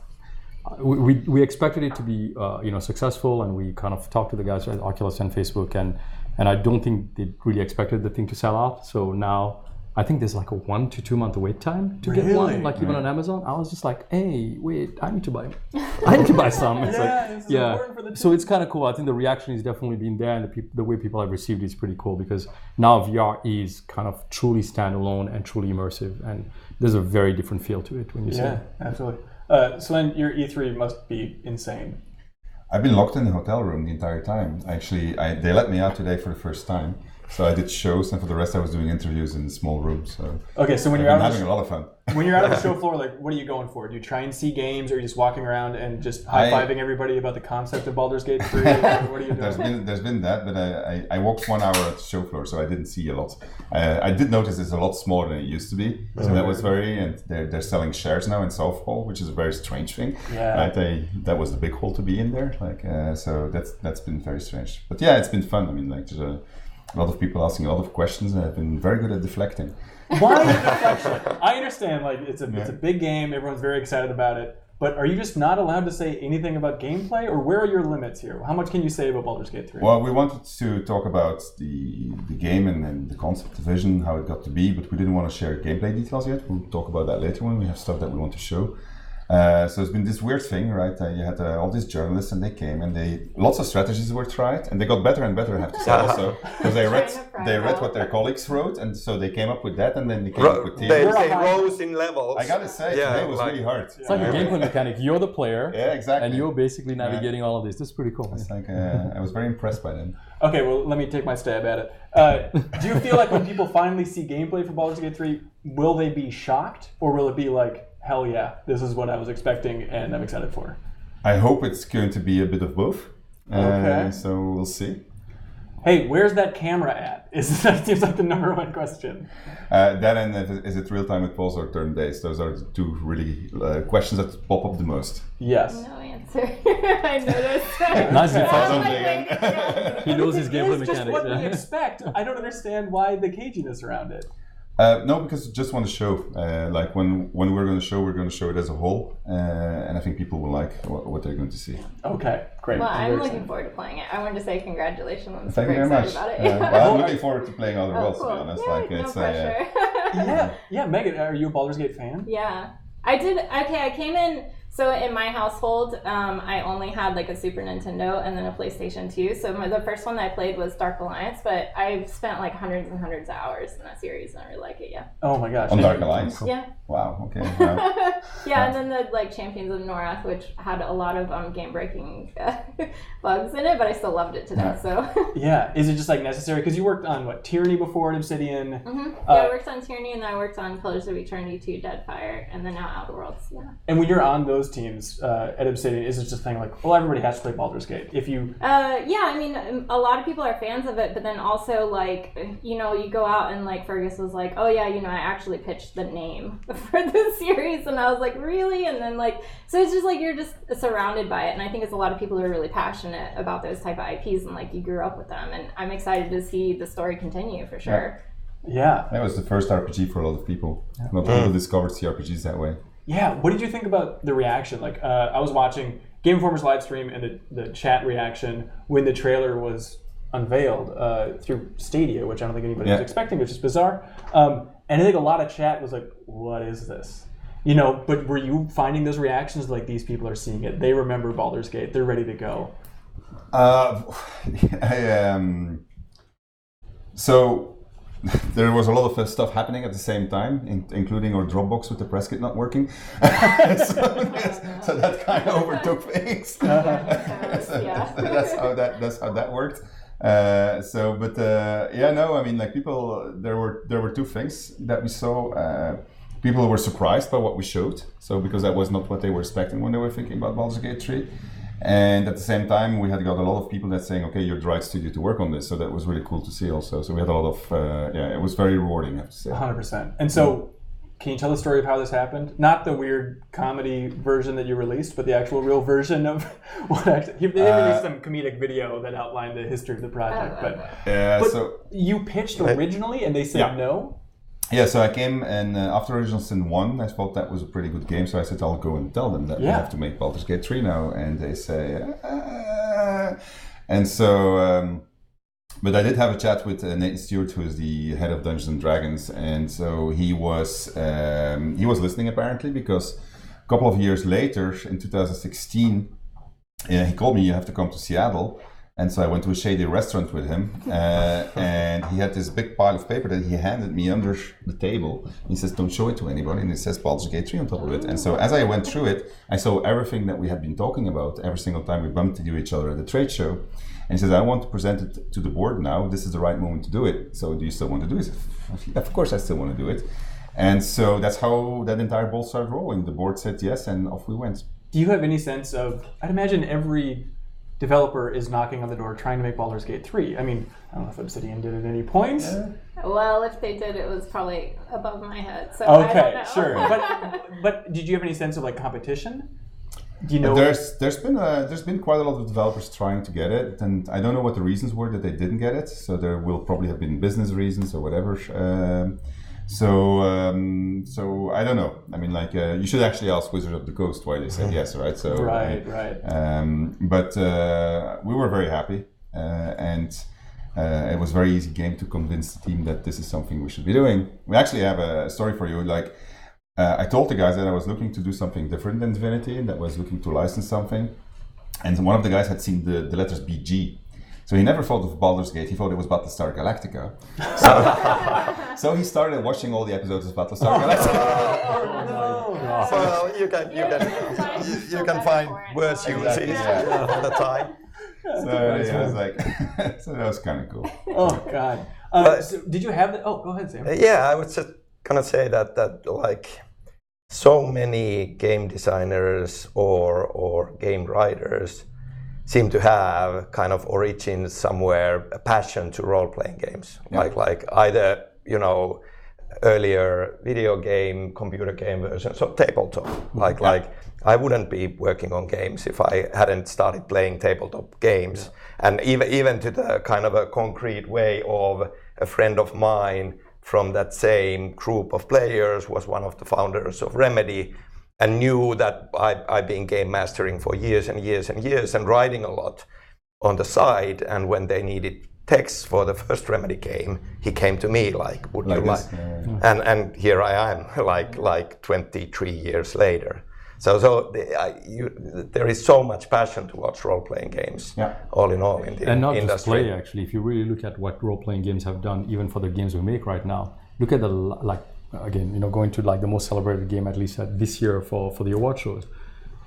Even an action game has RPG elements in it. Sure. Every game that you get into has RPG elements. RPG is basically the reason why we make games, because you want to be the character. Most of the time you play the character, but now you really do want to be that character. 100%, which is why it's so refreshing to I saw the World's demo today. It's like, it just feels so nice to have this type of demo on the show floor at E3 in the year 2019 that everyone still just agrees, this is effing awesome. We would like to play this exact game. Yeah, it was great to see everybody's response. Like every time we do run the demo, so we decided we were going to do different routes through the content, and I thought they were just going to do kind of like 2 or 3 main routes. But like every time they hit a decision-making point, they'll just pick a different one from what they did the last time. So I'm like, oh my goodness. But yeah, the press have really seemed to like it, and we picked up a lot of like best in show nominations, which made me like super excited because it's my first one. So I'm like, oh my god. Congratulations. So it's really cool, but I hope people like it when it's out. Yeah. How different does it feel from previous games you've worked on, working on Outer Worlds? Like especially the opening slot for Microsoft press conference, it feels like you guys are being put front and center in so many amazing ways. Yeah, it definitely seems like our publisher, Private Division, and Microsoft are like totally behind the IP. Like it feels like they really get the game and they're all about it, and they're like, yeah, we really like this and we want to put it out there. And then also I think the team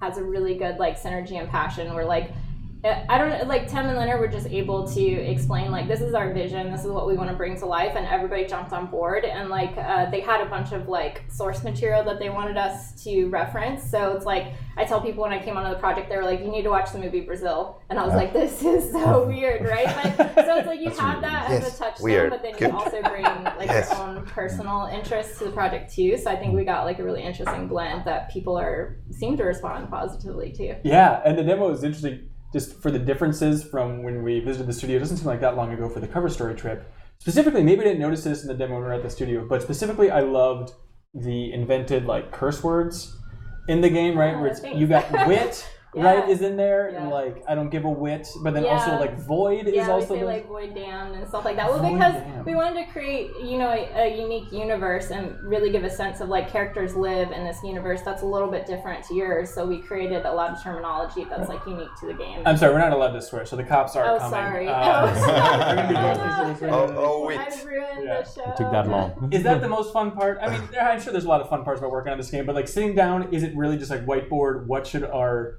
like It is IP really fun curses to be? I always enjoy that. I feel like I'm one of the people who's like always sending the most emails about like, what about this and that for specifically that type of content. But I do like that we have like a writer's room where a bunch of us can just turn around in our chair and be like, what do you think about this? And it was really good when writing the companion banter, because I could be like, I want to say this line to Felix, how would he respond? And then the writer can, we can throw a bunch of ideas back and forth. So yeah. Just the brainstorming is really enjoyable. Sam, what do you think is the most fun part of like the writing process? I mean, most fun. Yeah. Yeah. There are different phases. I think that all of them have their own fun. Like initial concepting, throwing around ideas. That is very exciting. In the vision phase early on, when you don't really have limitations, you can just like go with the ideas. Right. That is very enjoyable. But at the same time, like getting to the concrete individual lines and even beyond, like when you then have the actors come in and turn those characters kind of into life and make them real and do that interpretation. Yeah. Yeah. Did you have the story of Control ready to go for years, or did you start No, with the gameplay, yeah. or at what point we were like, this story, this gameplay, let's go? Well, like more or less now, Control coming out in August, it will be a 3-year kind of dev cycle for that. Which you might say is short for a Remedy game. But yeah, like Mikael Kasurinen, the game director who has directed this, we sat down together, started concepting kind of what kind of a game do we want to do.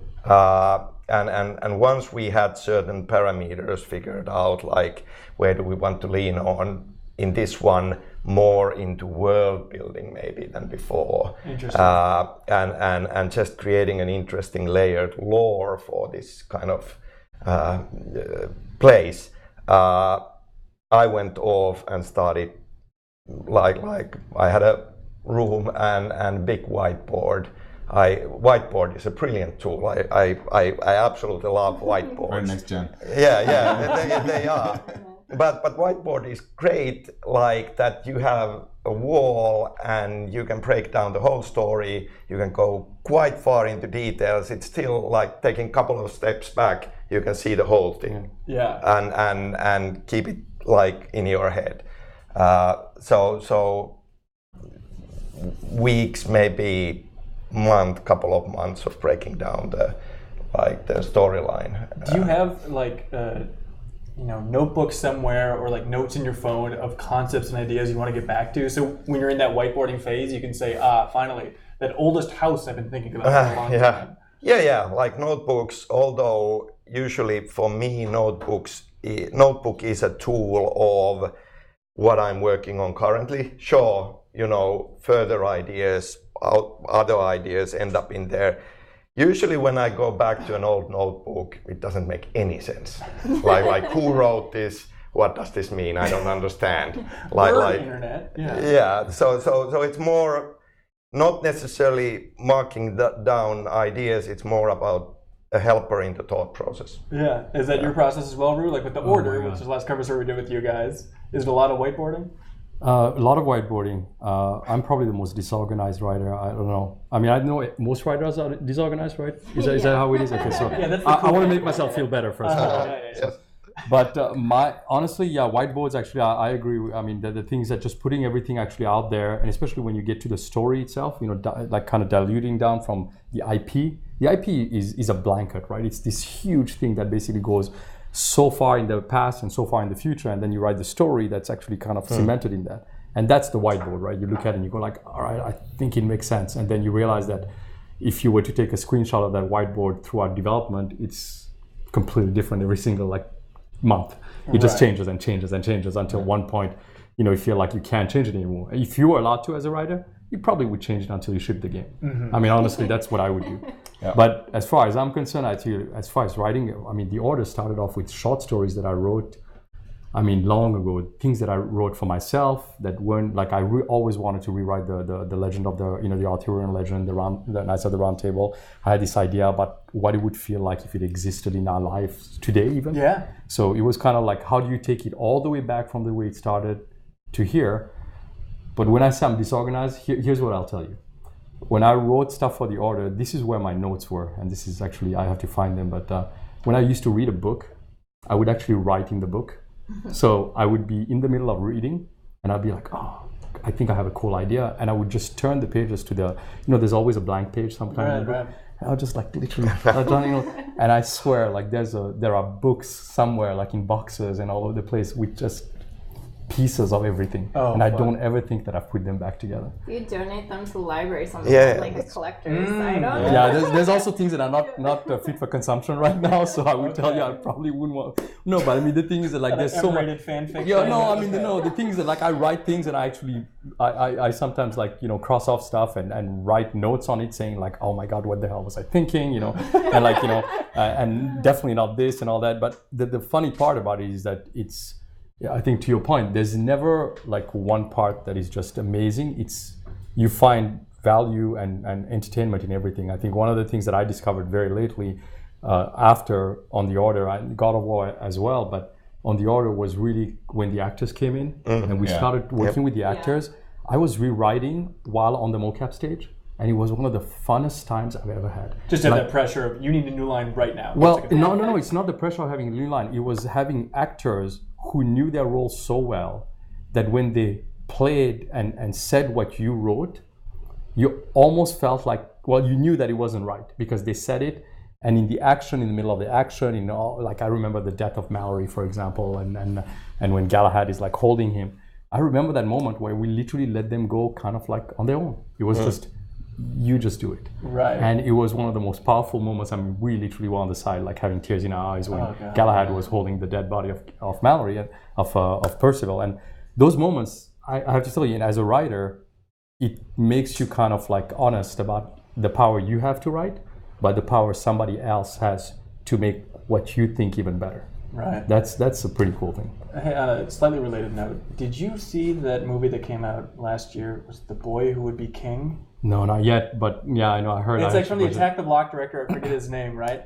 But then it's very much the Order style. Well, I guess it's not exactly the Order, but it's a modern day take on their Arthurian legend, right? That's what I heard. Like, I would love to hear your thoughts on that movie. I need to watch it. Well, next time I'll make sure I'll watch it before I talk to you next. Yeah. And then just have a blog of your reaction. You know. Oh, live as I'm watching it. How about that? Dude, just have a reaction on your face. Absolutely. Just call it the Order sequel. Like that's the sequel. Just you reacting to The Boy Who Would Be. All right, cool. I'm curious, since you've worked on God of War and Daxter on PSP, you've had a history of like picking up other people's properties and doing them justice. And so I'm curious if you have any advice for Swen here with Baldur's Gate. The do's and don'ts of living up to a legacy. Oh my God. It's just that,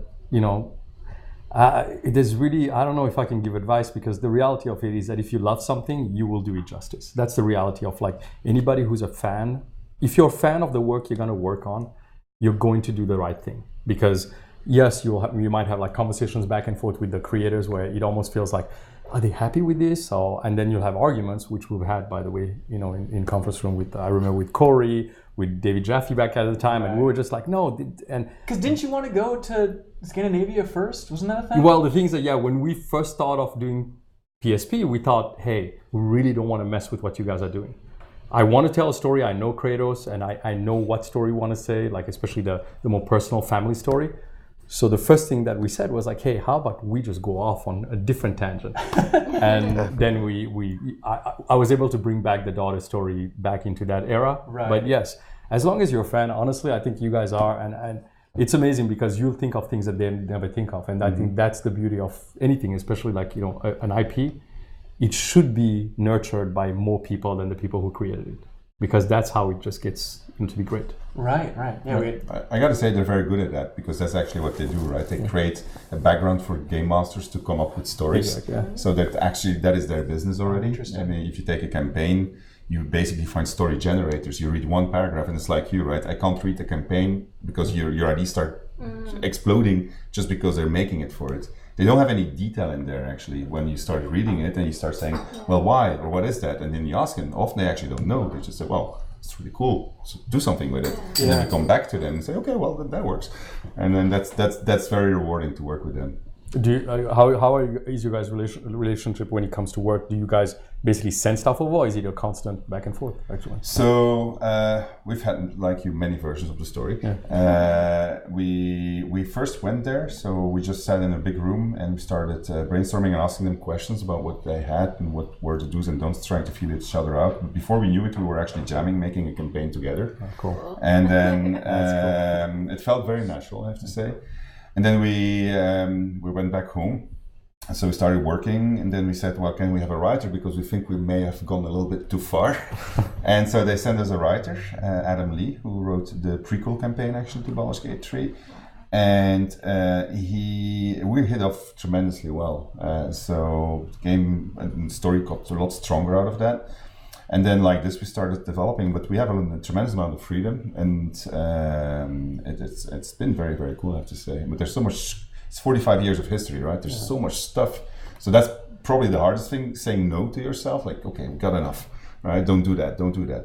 But they let us have Illithis, they let us have Spelljammer components in there. So we know this, well, I'm not going to spoil this bit. We know secrets. We're contributing to secrets, things that people have been wondering about for a long time. They said, well, guys, you really need to figure this out because we need it. And so we said, okay, sure, let's go for it. It's awesome. With what percentage of the studio, are there any people that are like, I would much rather work on Divinity Original Sin 3 than Dungeon Siege 3? Is there a split between the studio? Baldur's Gate, you mean? I'm sorry. Yeah, Baldur's Gate. So no, that's actually been so because so one of the reasons why we asked another studio to help us with Fallen Heroes is because everybody wanted to work on Baldur's Gate 3. We just couldn't have anybody work on anything else anymore because there a lot of the people. So when we told, so I'd been negotiating this in secret for quite some time, and so when I told the guys, I had two reactions. Complete ecstasy, and then, what is this? Baldur's Gate. I never heard of it. So the younger generation actually didn't know it. Yeah, right? exactly. But for most of them, it was the game that they got into role-playing games for. There's a lot of tabletop gaming being played at Larian anyway, so that was also a big thing.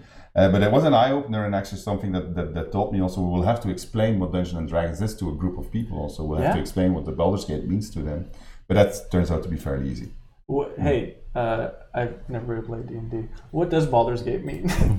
Oh, really? Well, it's a city in the Forgotten Realms. So, and many things have happened to that city already in the past, and so new things will happen to it. The city has actually been in a lot of trouble, but it's a setting in which you can play pen and paper or tabletop role playing. And so we're bringing that to a video game so that you don't have to read the rule book, so that you can just explore what that means. And once you'll figure it out, you'll probably go back to tabletop role-playing because you'll want more. Interesting. So what's, again, complete idiot perspective here, what's interesting about Baldur's Gate as a location, and like what's special about the city? It's not only the city, so we start outside of the city is but part of the entire adventure that you're going to be going on. This particular city is modeled on the Sword Coast as like the Gotham city of the Sword Coast, where money makes all the difference in the world. It has a history with some interesting gods. It has a lot of interesting characters walking around in it. And so it has tie-ins to things that I won't tell you because otherwise I will start getting into the entire story, and we're only talking about the teaser trailer right now. Okay, got it. But as far as like scope and options, everything like that, it's true to Larian. Is that the best way to frame it? It's true to Larian, to Dungeons and Dragons. So it really is. I mean, like our previous games were about bringing that feeling that you get in a tabletop campaign, that your creativity is the limit, and so within the systems that are given to you, that is the thing that we're trying to put in Baldur's Gate 3 also. But it's also the thing that actually Wizards of the Coast, when you look at their campaigns, what is it trying to do? What do? They give you a reason to go on an adventure. You pick a role, you pick a class, race, and so forth. And once you're on an adventure, you get thrown challenges, and then you have a whole bunch of systems that are in the book that you can use to overcome those challenges. But you also have the opportunity to tell the game master, I want to do this. And he says, well, we'll do this check or we'll do this check. And then he'll roll with that. And then you will have an adventure that's not the same adventure that the game master started out with in his head. And that's literally what we're trying to put in the game also. Just that flexibility. Yeah, flexibility, player agency, etc. Awesome. Hey, Megan, what is the discussion like for your team about Cyberpunk? Is it like hushed rumors of like, have you seen that demo yet? How does it compare to ours? So What's it like? I don't know how other people feel on the team. I don't think it's been an actual team discussion, but like me personally, I'm super excited for it because I love this type of genres. I really liked Witcher 3. So when I saw that that's what they were going to do next, I was like, oh my God, I hope it's so good. So I've just been kind of waiting to see, you know, like what the gameplay is going to be like and stuff like that. Because I saw them do the demo of it. But you know, last year, you mean? Like last year's demo? Okay. Yeah, and then this time with a really cool trailer where Keanu came out. So I was like, I'm super hyped. I just want to like get my hands on it. I guess Keanu's cool and all that stuff. But you haven't seen this year's demo for Cyberpunk? It's interesting, like, not that it's one-to-one with Outer Worlds, but there is like, the structure is a little bit similar. Yeah, a little bit where it's like, okay, here's like the section where you're kind of like sneaking through, and then it kind of builds this big climax. Not to spoil anything, but like, hey, do you want to switch sides here? Is this person really working for you or not? Like, the framework for the rough structure is pretty similar to your demo. It's interesting. Well, I mean, I think that is kind of a core concept of RPGs. Of course, like the choices that you want to make and which factions you want to side with. Sure. Yeah, it's gonna be fascinating whenever you do see those demos, or even like last year's demo. Well, just to try. I'm gonna play both, so. Yeah, of course. Can you play games like that and enjoy them, or at this point, you know, with so much narrative experience in your head, are you trying to figure out, okay, where are the branches? How does this dialogue work with that? What are the systems? No, I definitely enjoy them. I will say, like, whenever we're watching like a TV show or we go to the movies, my husband is like, do not say a thing, because I'll like always spoil the plot. Like, because that's the thing is, like, if you learn how to craft a narrative structure, then you pick up on those clues when you're experiencing it. But so I always really enjoy something that surprises me. Like if it goes somewhere unexpected, I'm like especially delighted. But yeah. And then you appreciate it really. Yeah. Yeah, of course. Hey, this is a really weird E3. I think in a lot of different ways. It's a weird point in the industry. I'm sure you guys have all noticed. But at the same time, it's weird with Microsoft. They bought Obsidian in between, I guess, last E3 and this E3. Yeah. So now technically you're a Microsoft employee, which is bizarre, right? Well, I think I'm still an Obsidian employee, but yeah. Right. It's a nebulous thing. But then this year they announced Double Fine. The discount, so that's the good part. Oh, right? You can buy the really sweet controller. Yeah, that's a good get. But this year, then Double Fine sold to Microsoft as 3 people from large indie studios and a 4th from, you know, just recently not an indie studio. What do you guys think about Double Fine going down, going up, however you want to frame it? Oh, yeah, I wouldn't put it as going down, definitely not. I think that one of the beauties of studios is that, and that's what I've actually heard, at least even from Fergusson and from all the studios out there, when you have a partner, whether you acquired or not, that keeps your character, your DNA alive. Right. It's pretty amazing, and you know, for studios like that actually that get bought, it's freedom, you know, in so many ways of doing certain things that you might have a little fear doing. As an independent, you always work with a little bit of healthy fear, I would say, and sometimes unhealthy too, but you know, of like what would happen when you have, you know, 100, 200 people, you know, that you have to basically, hey, we have to make this game, we have to finish it. So, you know, I saw it happen, you know, on my side, like I saw like, you know, a Blizzard that was a small studio that turned into, so it does allow you to do certain things that you would normally not do as an independent.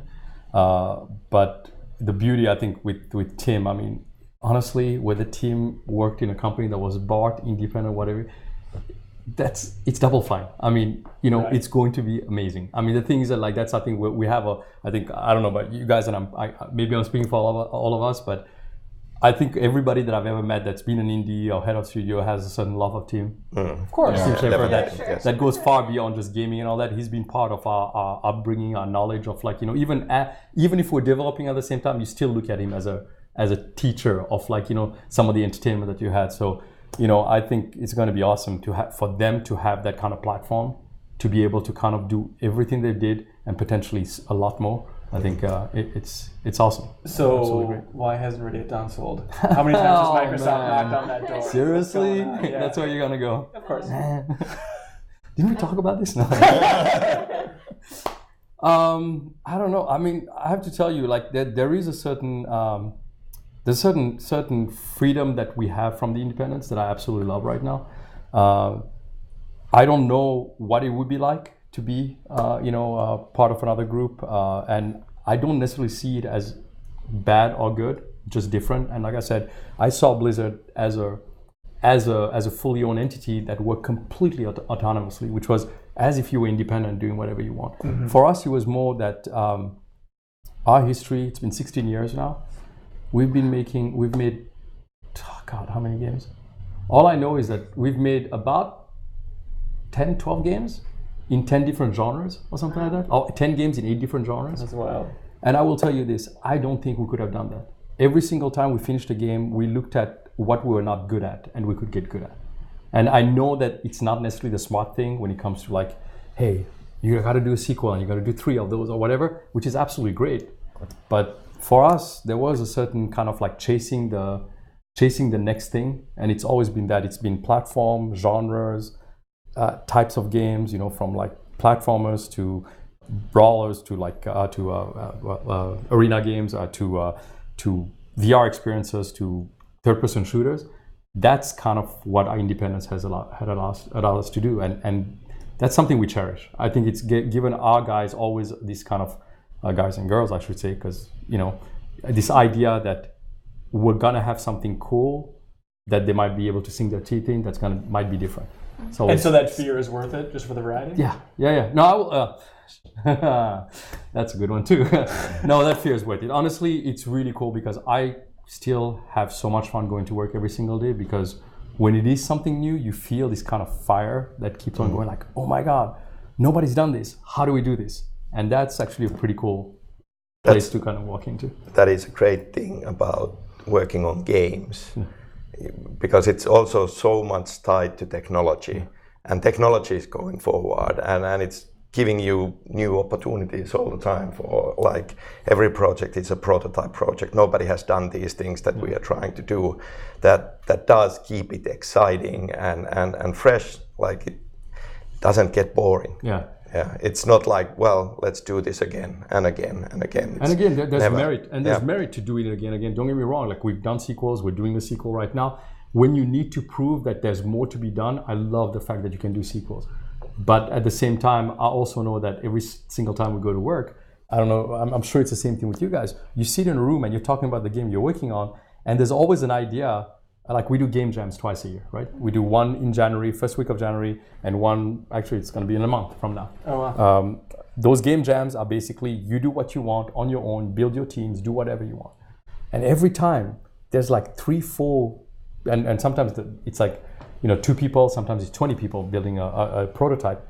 There's 3, 4 ideas that you just want to feel like, oh my God, we should make that game. If only we had time. That's what I mean. So when you have that kind of vibe, and I know it happens in design meetings and all that, you always come up with an idea where you go like, it's not going to fit for this, but oh my God, we have to make that game. Yeah. That's cool. And if you can realize that dream, it's just awesome to make games like that. Yeah. How are you feeling about your independence these days at Remedy? Great. I mean, Remedy has been I've been there almost from the beginning. Remedy was founded in 1995. It's going great, and we've been growing a lot. Like now we have multiple projects running side by side, and we have something like 250, 60 people. Yeah. Wow, that's wild. And the variety has to be so bizarre compared to Larian, where it's like you guys have become experts at a very specific lane, right? Is it comforting to stay in that lane, or is there a lot of temptation? We've made many things in the past. I mean, we made games for broadcasters, for children, so we've made a lot of genres. So we cut our teeth on many things. I mean, I like our independence. A bit of a rebel. I always got into conflict with publishers whenever they told me what to do. That never worked out really well. There's many stories about that. So the thing that So the reason why we wouldn't, for instance, like sell out, I have to be careful if somebody gives me $1 billion, I'm out. So that's the price for Larian that's Days, $1 $1 billion. I've been telling everybody, you must have the same thing. $1 billion? Everybody's knocking at your door continuously. Just $1 billion. Is that There's a lot of money right now. We won't fault you for it if you do it. Hey, is that really a thing? I mean, people Right are now? knocking on doors all the time. It's a turning point in the industry. Everything is changing right now. Rue, is that true? A lot of people knocking on doors? People knock on doors. People knock on doors. There's doors and they're being knocked on. Is that door open? Or doorbells. Doorbells too, yeah. Okay. I think it's just that I think it's a healthy thing to understand where you fit in this industry because it's changing, as you said. It's changing all the time. There are good times, bad times. There's like, there's this, technology that's, kind of like a wave that basically keeps on moving. And the fact is you always need to be aware where you fit and whether that means that your independence actually is valued basically because you know what you do and you can do it, or whether somebody comes and go like, hey, we want to be partners with you, but more than partners, we want to, acquire you. I think that we're in an industry where talent is valued and publishers are not coming in just basically just like, I need a team. They come in because they value something.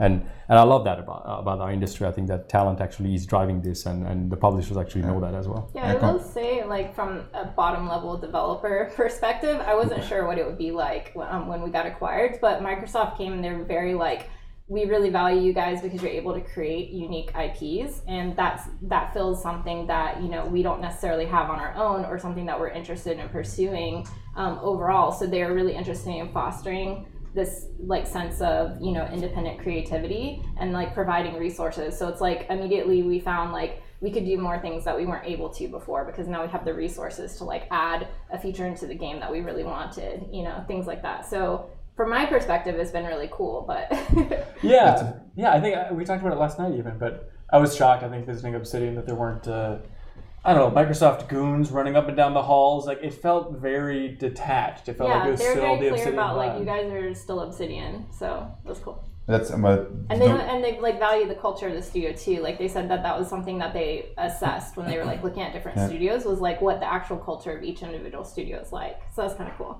Yeah, absolutely. I mean, it'd be insane for Microsoft to spend however much money they spent on Obsidian or a Double Fine and then try and just completely give them a 180. Like, that's not beneficial to anybody at that point. Yeah, absolutely. The one thing you have with large corporations is that you know who you're doing business with today, but you never know who it's going to be tomorrow. Of course, that's always the risk when strategy changes. You don't know what's going to happen. So that's the thing that would frighten me. I mean, that would be my worry. And right now, what you're seeing is there's so many models being tried, so many different business models. Nobody knows what's going to happen. There's too many subscription services. Nobody's going to subscribe to all of them. So there will be a lot of bruises happening. Who's going to be? Well, obviously the first parties are in a very strong position. So it's a very, very interesting time to see how all these big parties are positioning themselves to go to war with each other next year. So it will be spectacular. It'll be good for gamers because we'll have lots of games because lots of money being pumped into it. And for content creators, of course, because like unique quality content is that's the thing. very We'll much see in a need. surge in quality, I think. Yeah. And that's a driving factor. I mean, we talk about business models and different publishers and all that, but the reality is that we've got decades behind us as an industry. And you can actually see that proven methods actually work. Like, there are studios that have been bought back in the 80s, 90s, 2000s. And if you trust them to do what they do best, it always succeeds. Forget the business model. I mean, look, business models, yes, you have to have that financial models, to make sure that games get created and they're sustainable and people get paid and all that. But at the end of the day, great content, I remember, I'm sure you guys all do as well. I remember the time that social gaming became the big thing, and everybody was saying like, you got to shift, you got to get into social gaming. And then free-to-play gaming, it's like everything's got to be free-to-play. It's like, actually, not really. You got to make great content because ultimately we are entertaining people. That's the goal. The goal ultimately is whatever way you want to do it, you're trying to entertain people. What business model comes with it, as long as it's great content. But also, like, variety is really important in like what you want to consume, and so the more variety and different types you have, the better. Yeah. That's so spoken from the independent point of view, of course. Right? But I have to say, like, if I look at it, at least from our experience with the people that we work with, we've always seen those publishers, especially Sony, for example, has valued that individuality, has valued even in the times where people would say like, hey, single player story games, you can't make those anymore because the budgets are too big. And But the reality is that you can, and they're extremely successful when they're well made. Yeah. And the reality is that it's not all about multiplayer. It's not all about social. It's not all about free to play. And I think Microsoft, actually, from what I've seen, and even others, Vivendi, that is an outside company that was with Blizzard, trusted Blizzard. Activision actually has done the same thing with those guys. I think that even our big publishers know at this point, I think that ultimately you have to let content drive itself, and that business models are going to come and go. You're right. There's going to be people ultimately who will want to guide it. Yeah. But what survives usually is just great content and diversity. I agree. Content is always going to be king. It's sometimes that you have to remind them. Yeah. It actually cares about this game. Yeah. Speaking of big indies and stuff, Kojima visited your studio not too long ago, right, Sam? Yeah, he did. What was that like? Awesome, brilliant. He's really interesting guy, and like, but also like very genuine, and kind of was very eager to sit down and he's just a this, geek. Like, he is, and like just essentially we ended up comparing notes. Well, among other things like publishers and creative process and kind of like learnings there. He did give us a very interesting glimpse of material from Death Stranding. Ooh. Cool stuff. Are you on board? As a fan of Weird, but yeah, like it was actually like that visit, came upon from him coming to check out Control last year's E3. Oh, okay. And he just felt like, yes, clearly Death Stranding is weird. And he just felt like there was some sort of a resonance with Control, like he was really interested about the mystery and the open questions, and he was saying that, like a bit what you were saying about, learning the structure and knowing what the answers are beforehand.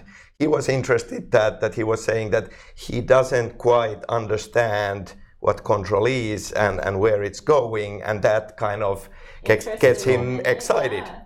And the same is true with Death Stranding, definitely. He didn't sit you down and say, okay, here's what Death Stranding's about or anything? Well, like he like when he came to visit, he had material and he showed and he explained bits and pieces.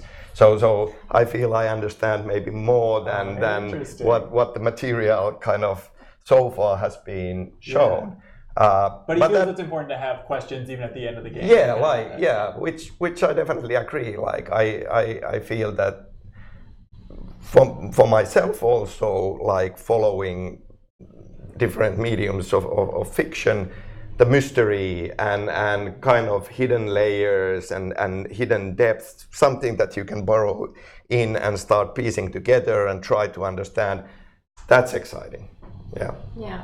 I would be interested to hear, like, if you did a talk on like how you build that type of mystery element into your games, because like I've been to different craft talks on like novel writing for that stuff, but it's very rare to come across it in games for the different styles. So, it's just at some point you want a GDC panel with Sam Lake and Kojima talking about the importance of the mystery. I'll be there taking notes. Yeah, hell yeah, the importance of weird. Yes, yeah. You can sell a DVD series with the TV. If anyone buys DVDs anymore. Strictly DVDs. You have to go to a Walmart and buy it. Maybe a video cassette. So I know it's silly to treat it like you're visited by a god, but we're fans. Like, was there like a takeaway lesson, like something when Kojima left your studio, we're like, here is the piece of wisdom that I've gained from this visit? Well, I think that there were multiple, and also like we were talking about the future and kind of potential ideas of how can we maybe like keep this going. And he did invite me to visit their studio, but haven't been able to go yet. You're going to though, right? Sure. Yeah. Once Control ships or you go gold, anything like that? We'll see. Okay. Yeah. What are you going to ask them? I don't know yet. Okay. All right. That's too specific. Okay. Before we part, there's a very specific thing I wanted to ask you about, which is Kotaku had an article not too long ago about this isn't going where you think it's going, but it was about Blizzard canceling a first-person shooter take on StarCraft. Yeah. They had tried making a Battlefront meets StarCraft game in the Overwatch engine, and it was canceled, and it broke my heart. And I remembered you had that history with StarCraft Ghost, and I feel like as a StarCraft fan, as a StarCraft designer, is that frustrating to see like all these canceled attempts? No, not frustrating, because I still trust in the way that they function actually, and why they cancel it. I mean, when we were working on Ghost, it was a game that could have shipped, put it that way. I mean, oh my God, even before that, Warcraft Adventures. We nearly finished that. It was good. Yeah. It was just not exactly what Blizzard wanted it to be at the time. And that kind of attitude of like, we don't care, we'll cancel it if we don't like it. I like that. That's what you need to do. You have to be able to kind of do that. And I think it's going to come out one way or the other. Something like that needs to come out. I think StarCraft actually is ripe for something like that, especially like, Nova. I mean, I would personally, love to see her specifically being the protagonist. And why is that? No, just the history. I don't know. But what's your history with Nova specifically? Oh my God, it's so long. My God. So I designed the original, as in like concept drawing for the original Nova that actually became Nova, that became who she is. And it was one of the things that I loved. I think I remember from my Blizzard days was one of the most important things. Ghost was being worked on. And we were looking at like the very early iterations of Ghost as another team was working on. It was externally done. And a few of us would just stay late nights, just like thinking about what to do and all that. And I remember a series of like 4 or 5 nights where I just started drawing late at night, like it was like 2 o'clock in the morning, and just trying to design a full costume of what she would become. And that's who Nova turned out to be. And it was awesome. It was just like something that's very dear to my heart, but I also think it's one of those iconic characters, just like Kerrigan was, just like Jim Raynor was, that I would love to see, especially third person or first person, like where you are the character, no longer like you're playing kind of like the whole team. Like no, you are that character, and you're gonna play her. Were you happy with her in StarCraft 2 and even the DLC? Focused on her a little bit more. You feel like, okay, they did her justice. You just want that new twist. It's really cool. Yeah, that's all new. Anyways, that was Metzen. That was Chris basically working on all that stuff and everything. But yes, it's awesome to see those characters develop, because there's a lot behind it. Especially those IPs. There's so much work behind, and I'm sure every IP that's being worked on. But I would love to see that actually realize one day. Yeah, hopefully. Megan, Outer Worlds. When is this thing coming out? October 25th, 2019. How are you feeling about it? Excited. We've been working on it like crazy, and everybody's ready for people to see it. And what does crazy mean? What is it?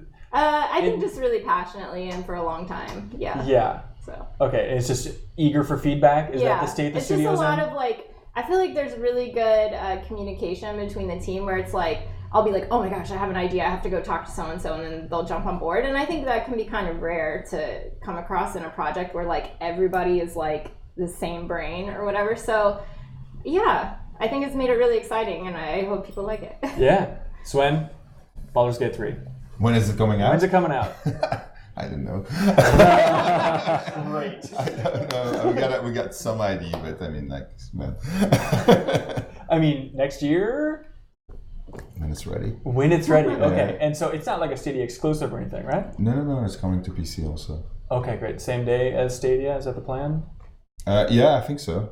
Okay. I'm being very vague because we're still doing a lot of stuff. Yeah. So you'll see. We'll show stuff and it'll be cool, and then you'll maybe say, we don't like this, and then we'll say, maybe they're right.